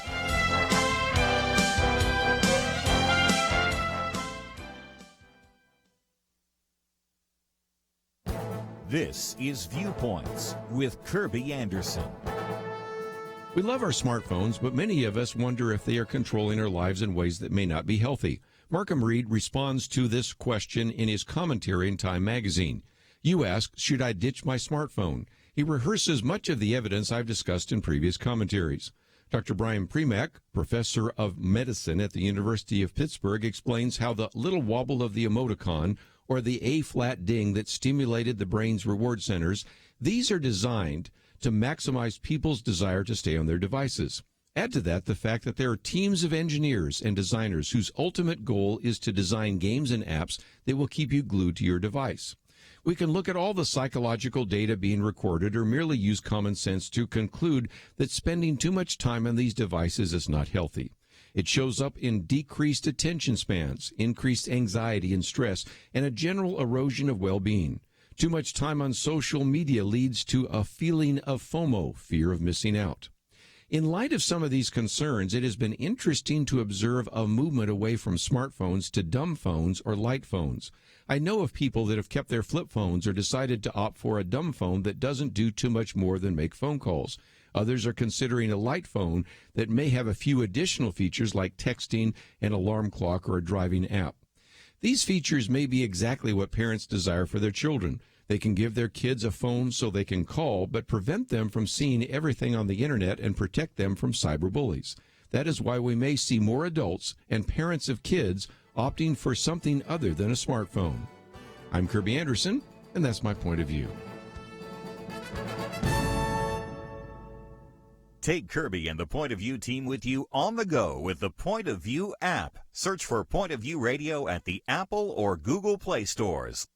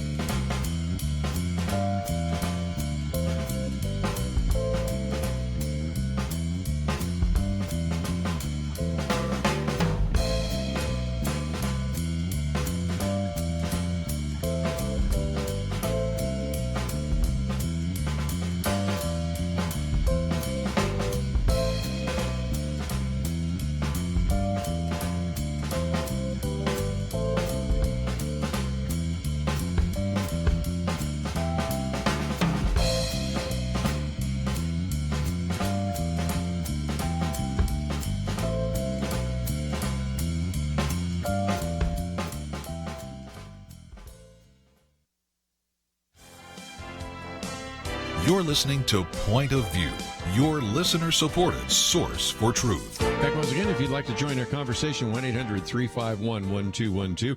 First hour, we spent some time talking with Congressman Pete Sessions, and one of the things he's done is contacted the local FBI agent and really wanted to know whether or not there are some things we can do to keep our campus safe. And, of course, there have been a number of debates that have been taking place in places like Florida and Texas and other places that tried to see if there are some kinds of things that can change in terms of school architecture, entryways, all of the rest. And also, of course, you have the Secretary of Education, Betsy DeVos, announcing the formation of a school safety commission that actually would be something to evaluate that. The House of Representatives also passed a school safety bill. We'll see where it goes in the Senate, but those are some topics that certainly we can get into. And one of the other articles that I've posted on the website today is by David French, who, as I've said before, has been on the program with us. It is, I think, very helpful because in some respects, what we need to do is separate two different issues. What he oftentimes says is the difference between left of the boom and right of the boom. What does he mean by that? That is, what can we do before the shooting and what can we do after the shooting starts? And in some respects, you've got to understand that a lot of the attention right now has been on the left of the boom. In other words, that's what can we do in terms of restricting access to guns? What can we do in terms of mental health screening and evaluation? those are important, but I also want to talk about another aspect which David French has in his piece, which is entitled New FBI Data on Active Shooters Shows the Importance of Armed Citizens.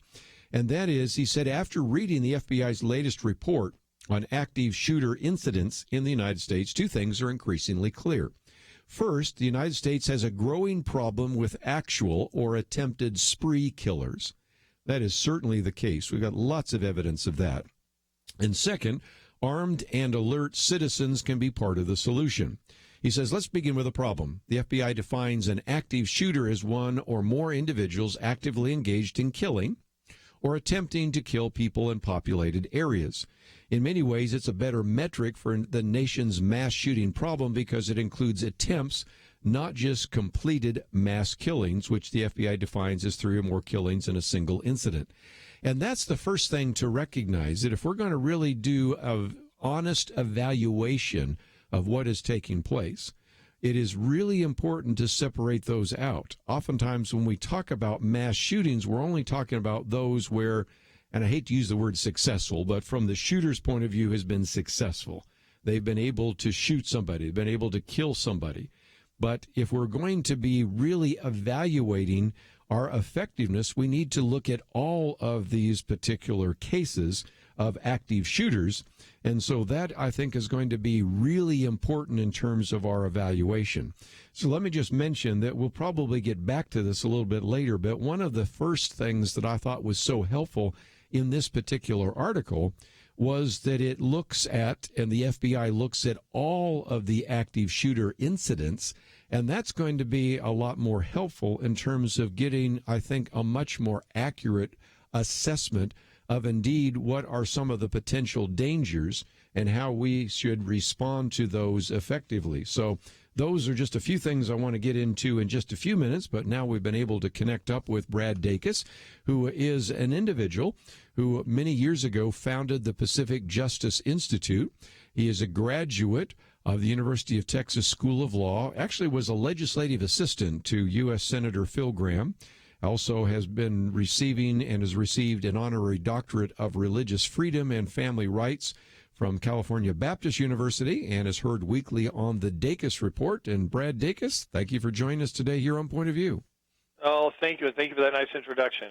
Let's, if we can, get into this issue. Before you joined us here, we talked about a problem that seems to be surfacing. I've got one article here from your Legal Insider about the fact that at Orange County, the Board of Education has seemingly been told that you can downplay parental rights. I've got another one that you have here from the Cupertino Union School District where, again, you have parents upset about the fact that they would like to opt their children out from sex education classes because, after all, the law in the state of California, California Healthy Youth Act, requires that students 7 to 12 actually get age-appropriate education. But it does seem to me that there is a real pushback right now saying, no, you cannot remove your child from what essentially is comprehensive sex education indoctrination and comprehensive homosexual and transgender indoctrination. Tell us what you found. Oh, absolutely. That's exactly what we're dealing with here in California. As you said before, it's the California Healthy Youth Act, and it's very disturbing in that it's not just dealing with sex education, the birds and the bees, and things like and hygiene and things like that.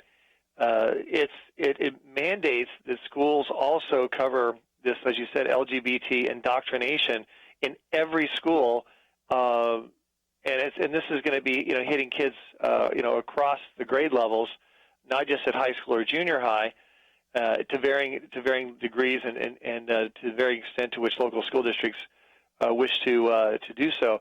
We at Pacific Justice Institute, though, have fought back, and, for example, we recommended to the Orange County Board of Education that they adopt and have this material in one comprehensive program, because parents can opt their children out of sex education, and if sex education is a part of this whole program, which includes the LGBT, then parents, therefore, hence can opt their children out of the LGBT indoctrination as well. That's the strategy. How many school districts or school boards will jump on that to protect their kids and protect the trust of parents, we still have yet to see. One of the things that we want to make available to some of our listeners is that you have created an opt-out form for California and 40 other states. In other words, as you well know, Brad, we broadcast in 42 states. So a lot of people in other states are watching California and saying, well, I'm glad I'm not in California. Well, it's what happens in California doesn't stay in California. And you may be, if you're not right now dealing with some of the same issues that residents of California are dealing with, you may in the future be dealing with those. So talk about what you can provide for any of our listeners who are concerned about the fact that it seems like we're moving more and more with these comprehensive sex education programs into very definite homosexual and transgender indoctrination.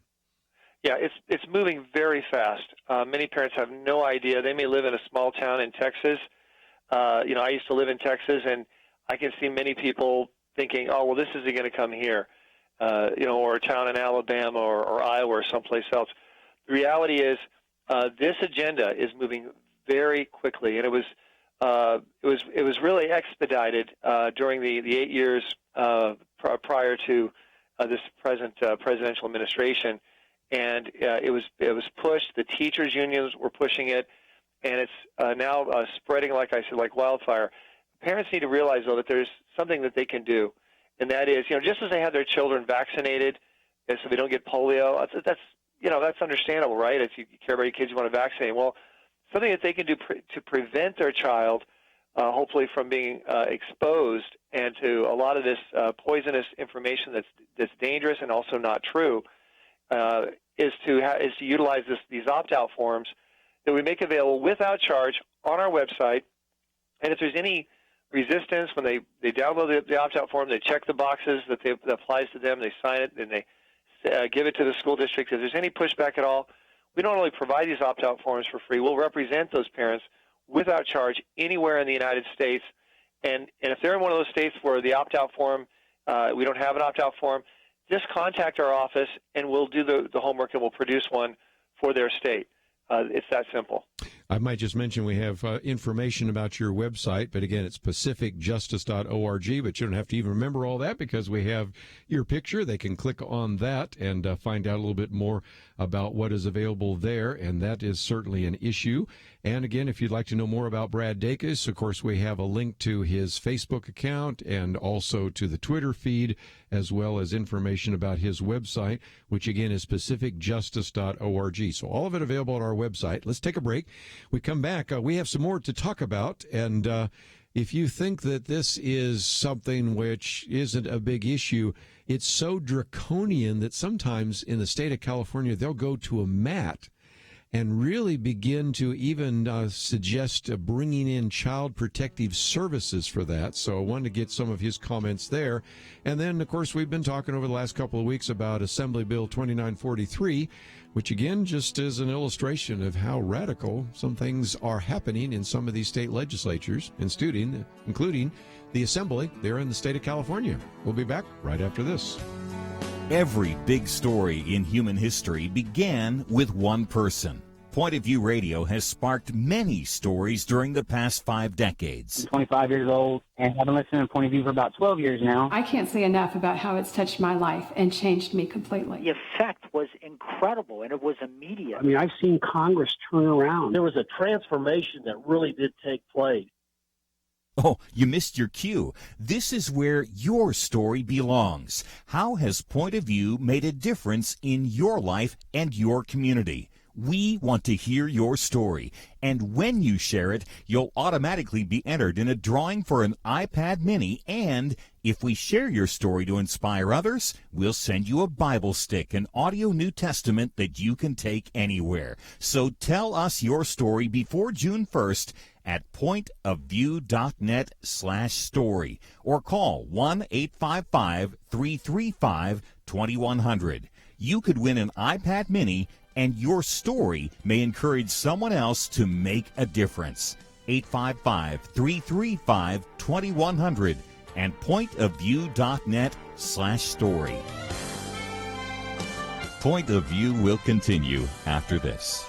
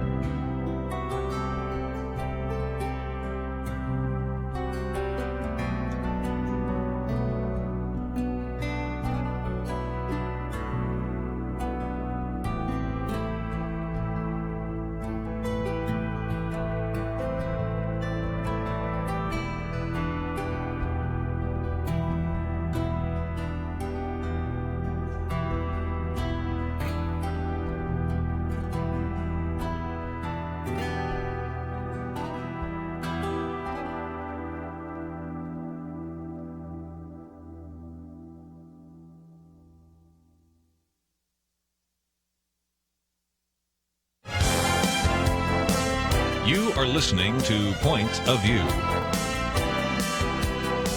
The opinions expressed on Point of View do not necessarily reflect the views of the management or staff of this station.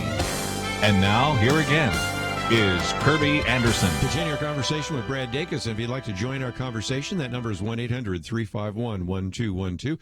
Talking about sex education for a moment. We'll also want to get into a groundbreaking settlement that protects the religious freedom in senior communities, and so we'll get into that. And also we have from time to time talked about Assembly Bill 2943 and what that might mean to churches and other Christian groups that are actually speaking out on this subject of the traditional view of marriage. So if you'd like to join us on any of those topics, 1-800-351-1212.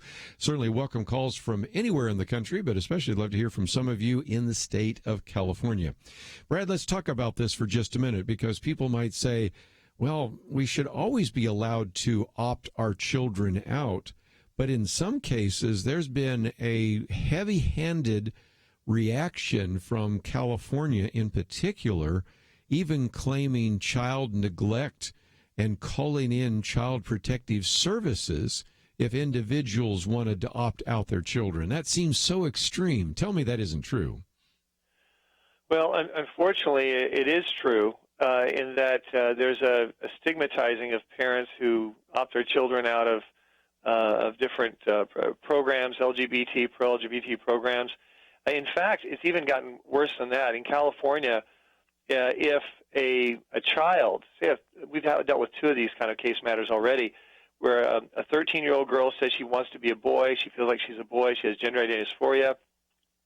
She's 13, there's a lot of confusion at that age oftentimes, but so she told her school teacher, who sent her to her counselor, who then got a social worker involved, and the social worker went to the home of that family, and fortunately, the family called us beforehand, and I was able to tell them what they needed to say to keep their child. They were going to say, well, we're Christians, we believe in the Bible, and we're going to give her counseling based on Scripture. I told them, I said, if you say that, you're going to lose your daughter. They're going to take your daughter from you. Instead, this is what you need to say. And I told them what they needed to say to keep their child from being taken. We had another situation of a 15-year-old, a girl who was coming out that she had lesbian feelings, and same basic process. So in California, the bottom line, in California, social workers are not just taking kids from parents who are hitting their kids, abusing their kids, who are drug addicts, etc. They're taking children from parents who are not willing to affirm their child's new sexual identity or same-sex sexual lifestyle and orientation. Well, and again, we've talked about how the LGBTQ community has had an influence in the state, but probably the best illustration is something, Brad, we've been talking about. I've done a commentary about it. Penna Dexter's done a commentary about it. We've talked about it on the air, but it's Assembly Bill 2943, which if I read it, and you can help me because you're the lawyer, but it sure seems to me that if I'm a church in the state of California, and I even have books in my bookstore, I sell books or book material or speak on the subject that would suggest that an individual who has same-sex attraction can be helped to have a more wholesome traditional view about marriage and sexual relationships, that itself could be criminalized. What are your concerns about Assembly Bill 2943? Oh, there's so many concerns. Let me just touch on them. First, this legislation bans the sale of any goods or services, end quote, that are geared towards reorienting someone with regard to their sexual orientation or even their behavior, even modifying their behavior in giving into that orientation. It's extremely broad, and here's what it deals with. It deals not only with counseling. Right now in California and in several other states like Illinois and others, it's already in New Jersey. It's illegal to counsel children who are under the age of 18 who want counseling to help them from a biblical worldview deal with these feelings of same-sex attraction or gender identity. Okay, that's where it is right now. This law would make it apply this ban on counseling to not just licensed counselors, but anyone giving counseling that for there's any kind of compensation whatsoever. Theoretically, it could even apply to someone making donations, charitable donations, to someone providing such counseling. And also, is going to apply to everyone. So, like all adults would be hit with this who want counseling. So, counseling in this regard is completely will be illegal completely in California. In addition, though, it goes much farther. It bans church retreats that address these issues. Maybe there's someone sharing their testimony of deliverance in this regard. They're banned. It would be banned in California. Different conventions, conferences would be banned that address this issue. It also deals with, like you say, with still books. And we're not just dealing with just a certain book. We're talking about any book, Christian or otherwise, that gives a hope of a transformation, which is exactly what we have in Scripture, Romans 12:1 and 2, for example. And it would even apply potentially, theoretically, to even the Bible down the road if when they reach that point. They're very incrementalist, so I don't think they'll start first attacking the Bible. They'll attack books like from Dr. James Dobson and testimonial books, autobiographies. But the language of the Bible would clearly, on its face, make it eligible for complete banning to be sold in the state of California as this becomes law. Let me just mention for our California listeners, you do have a sample letter that you could send to your senators. And why the state senators? Because it's already passed the Assembly. My dad ran for the California Assembly.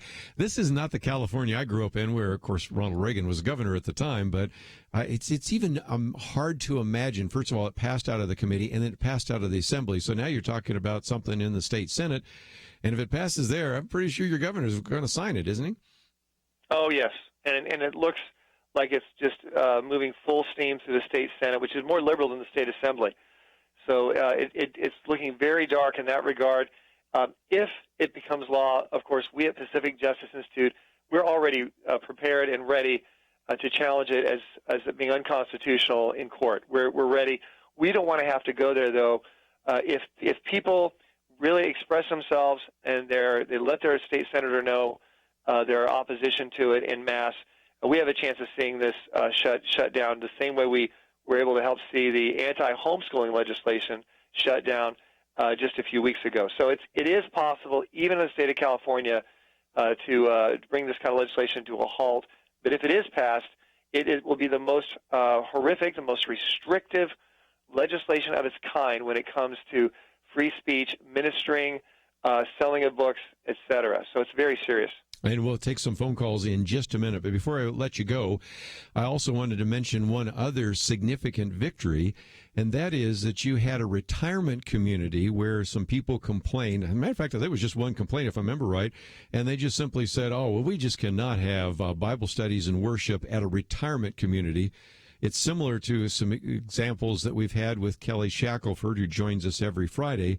But the good news is you've been able to get a settlement, because it's just amazing. Sometimes it just takes one person to complain, and all of a sudden all these individuals that wanted to get together on a voluntary Bible study and worship time, it gets suspended. And again, this is a victory that you've been able to bring about through Pacific Justice Institute. Yeah, it was a major success, actually. It took some intensive litigation, but we went to bat for these senior citizens, and a lot of them weren't able to go to church. They weren't able to drive themselves.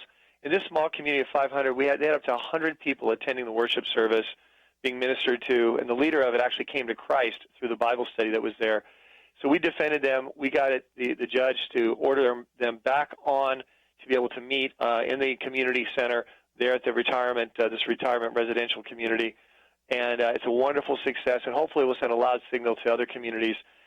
Don't snuff out the Bible studies and the people wanting to worship, because they're going to face consequences. Well, again, it's pacificjustice.org, and it's the Pacific Justice Institute. We have some great material there. We have a link to the website, also a link to the Facebook and Twitter feeds. And when we come back from the break, we'll take some phone calls. But, Brad, I want to thank you for connecting up with us. And we've been following what's been happening there in the state of California, and we appreciate the fact that you have been our eyes and ears out there, and that you're fighting the good fight and really standing up for parental rights and the rights of religious liberty. So thank you for what you do at Pacific Justice Institute, and thank you for joining us today here on Point of View. Thank you. Let's take a break. When we come back, we'll take some of your phone calls. I see the lines are filling up, so we will give you that opportunity to ask a question, make a comment just before we run out of time today. And please take the time to grab that line if you want to make a comment, because we may run out of time before we run out of phone calls. That sometimes happens, and if it does, guess what? Tomorrow's our Wednesday Millennial Roundtable, and that's an opportunity for us to get a roundtable of some of these issues that we will talk about. I'm pretty sure that we'll have a chance to talk with Nick Pitts and Chelsea Human, and of course I'll join the roundtable as well, and we'll get into some of these topics that we've been addressing, and we'll spend some time on that as well. I suspect that tomorrow we'll also talk about Roseanne Barr, because ABC decided to cancel her program because of some things she said. So always got something to talk about. And we'll talk about some of these topics and others with you right after these important messages.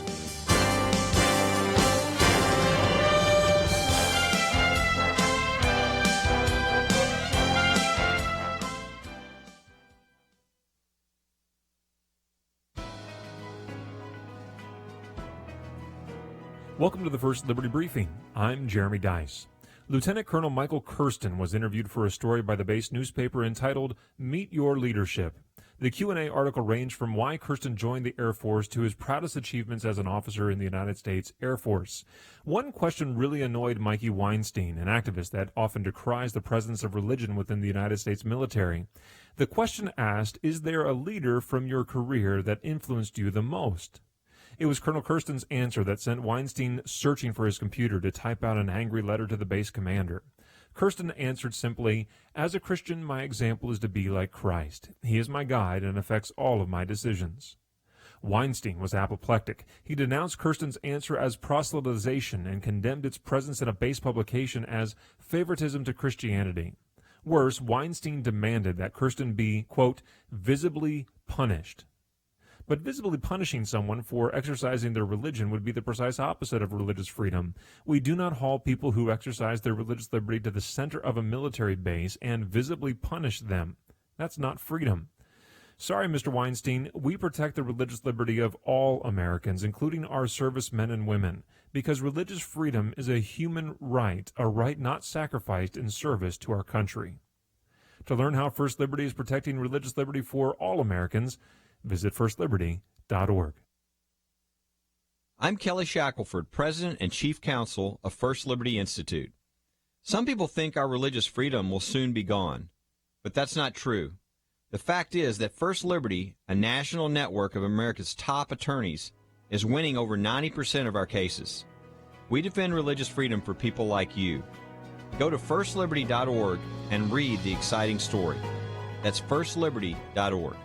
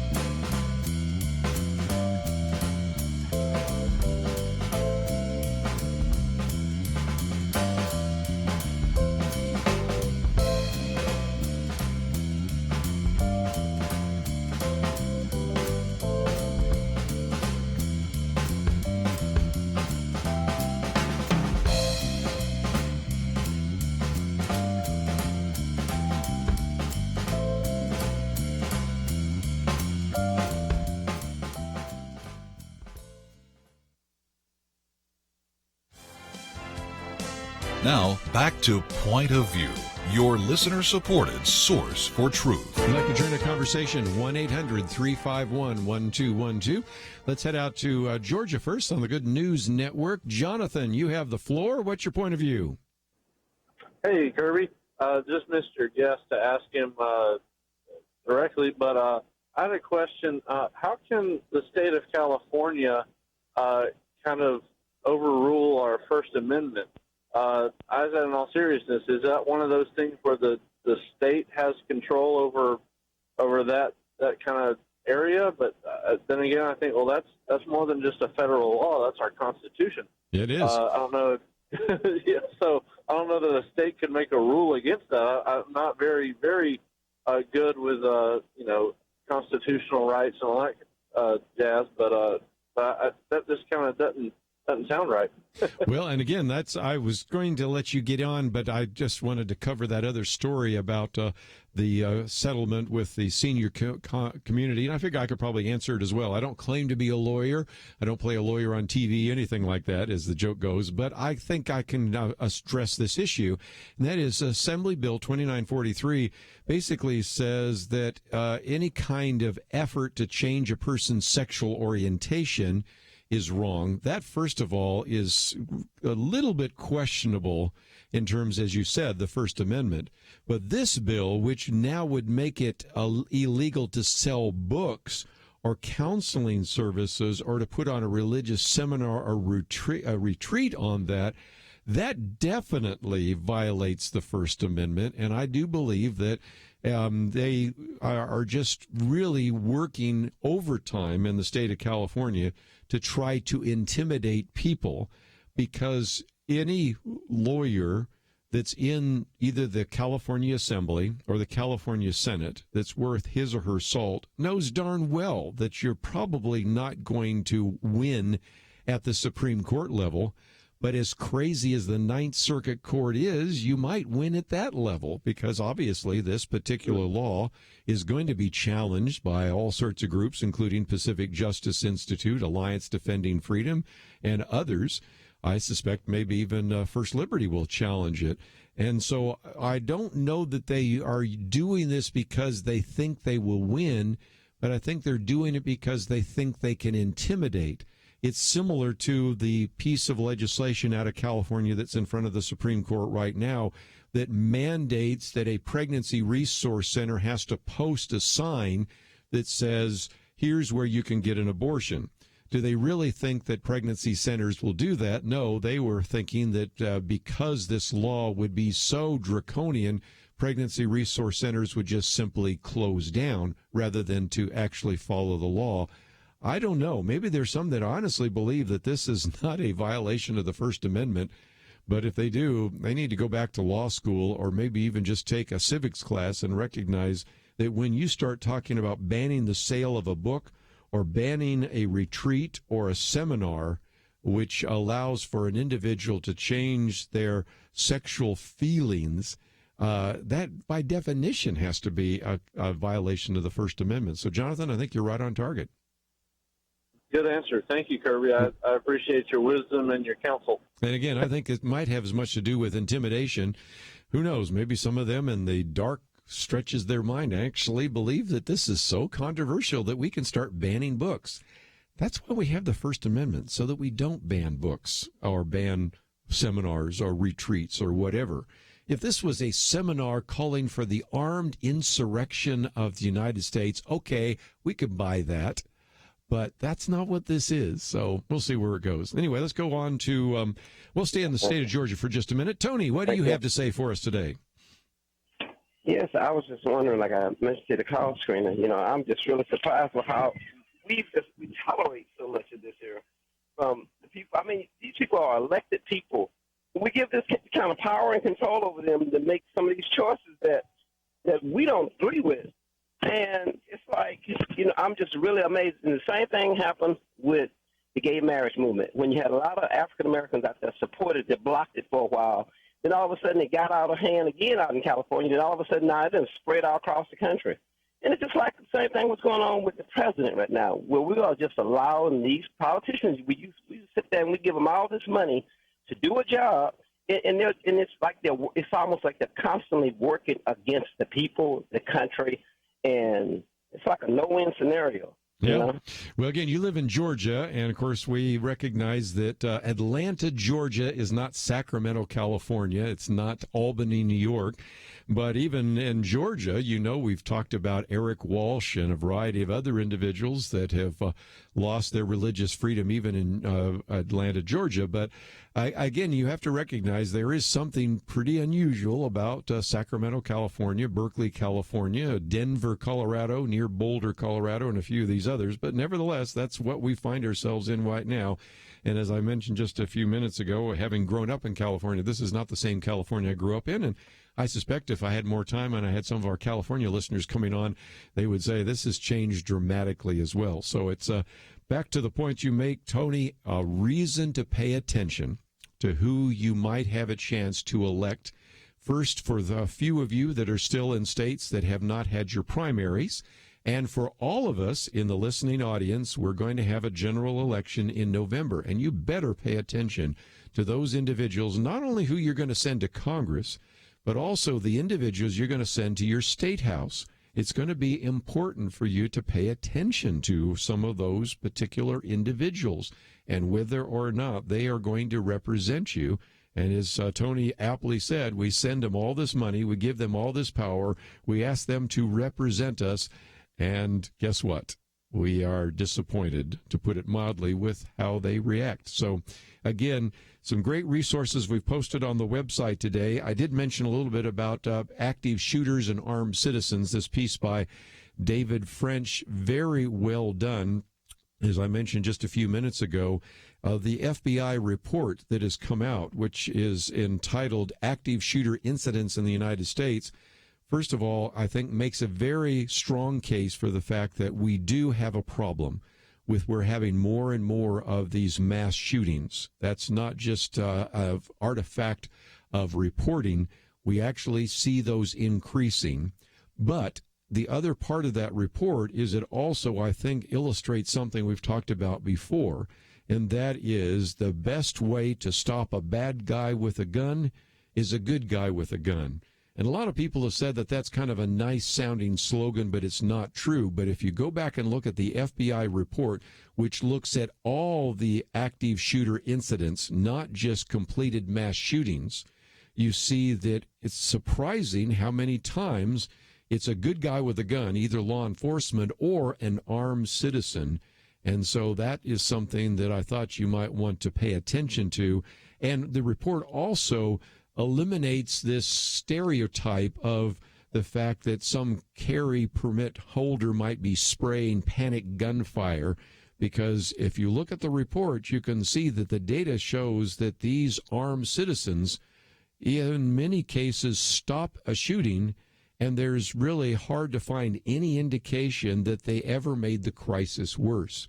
So it really is an answer to some of the rhetoric we get from the anti-gun advocates, and it's again just something that I thought you might want to have access to, and we've posted it on the website pointofview.net.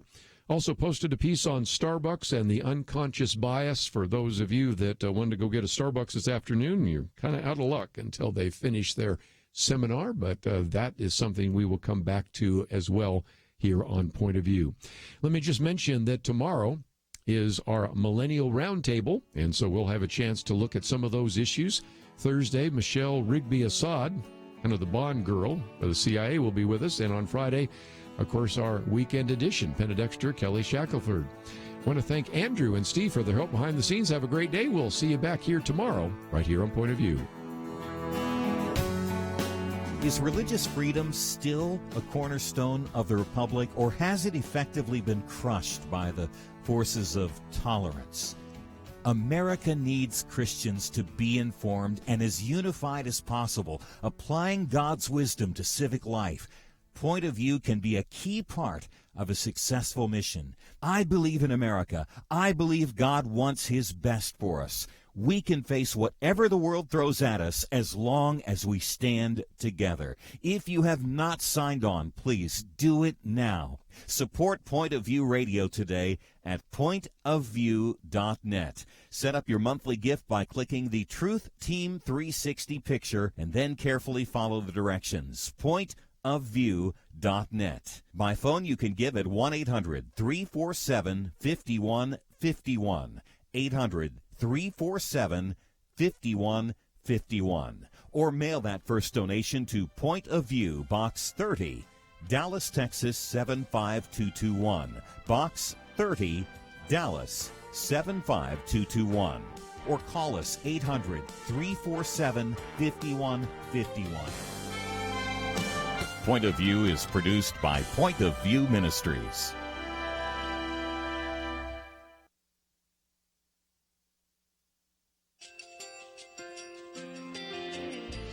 I just want to thank you.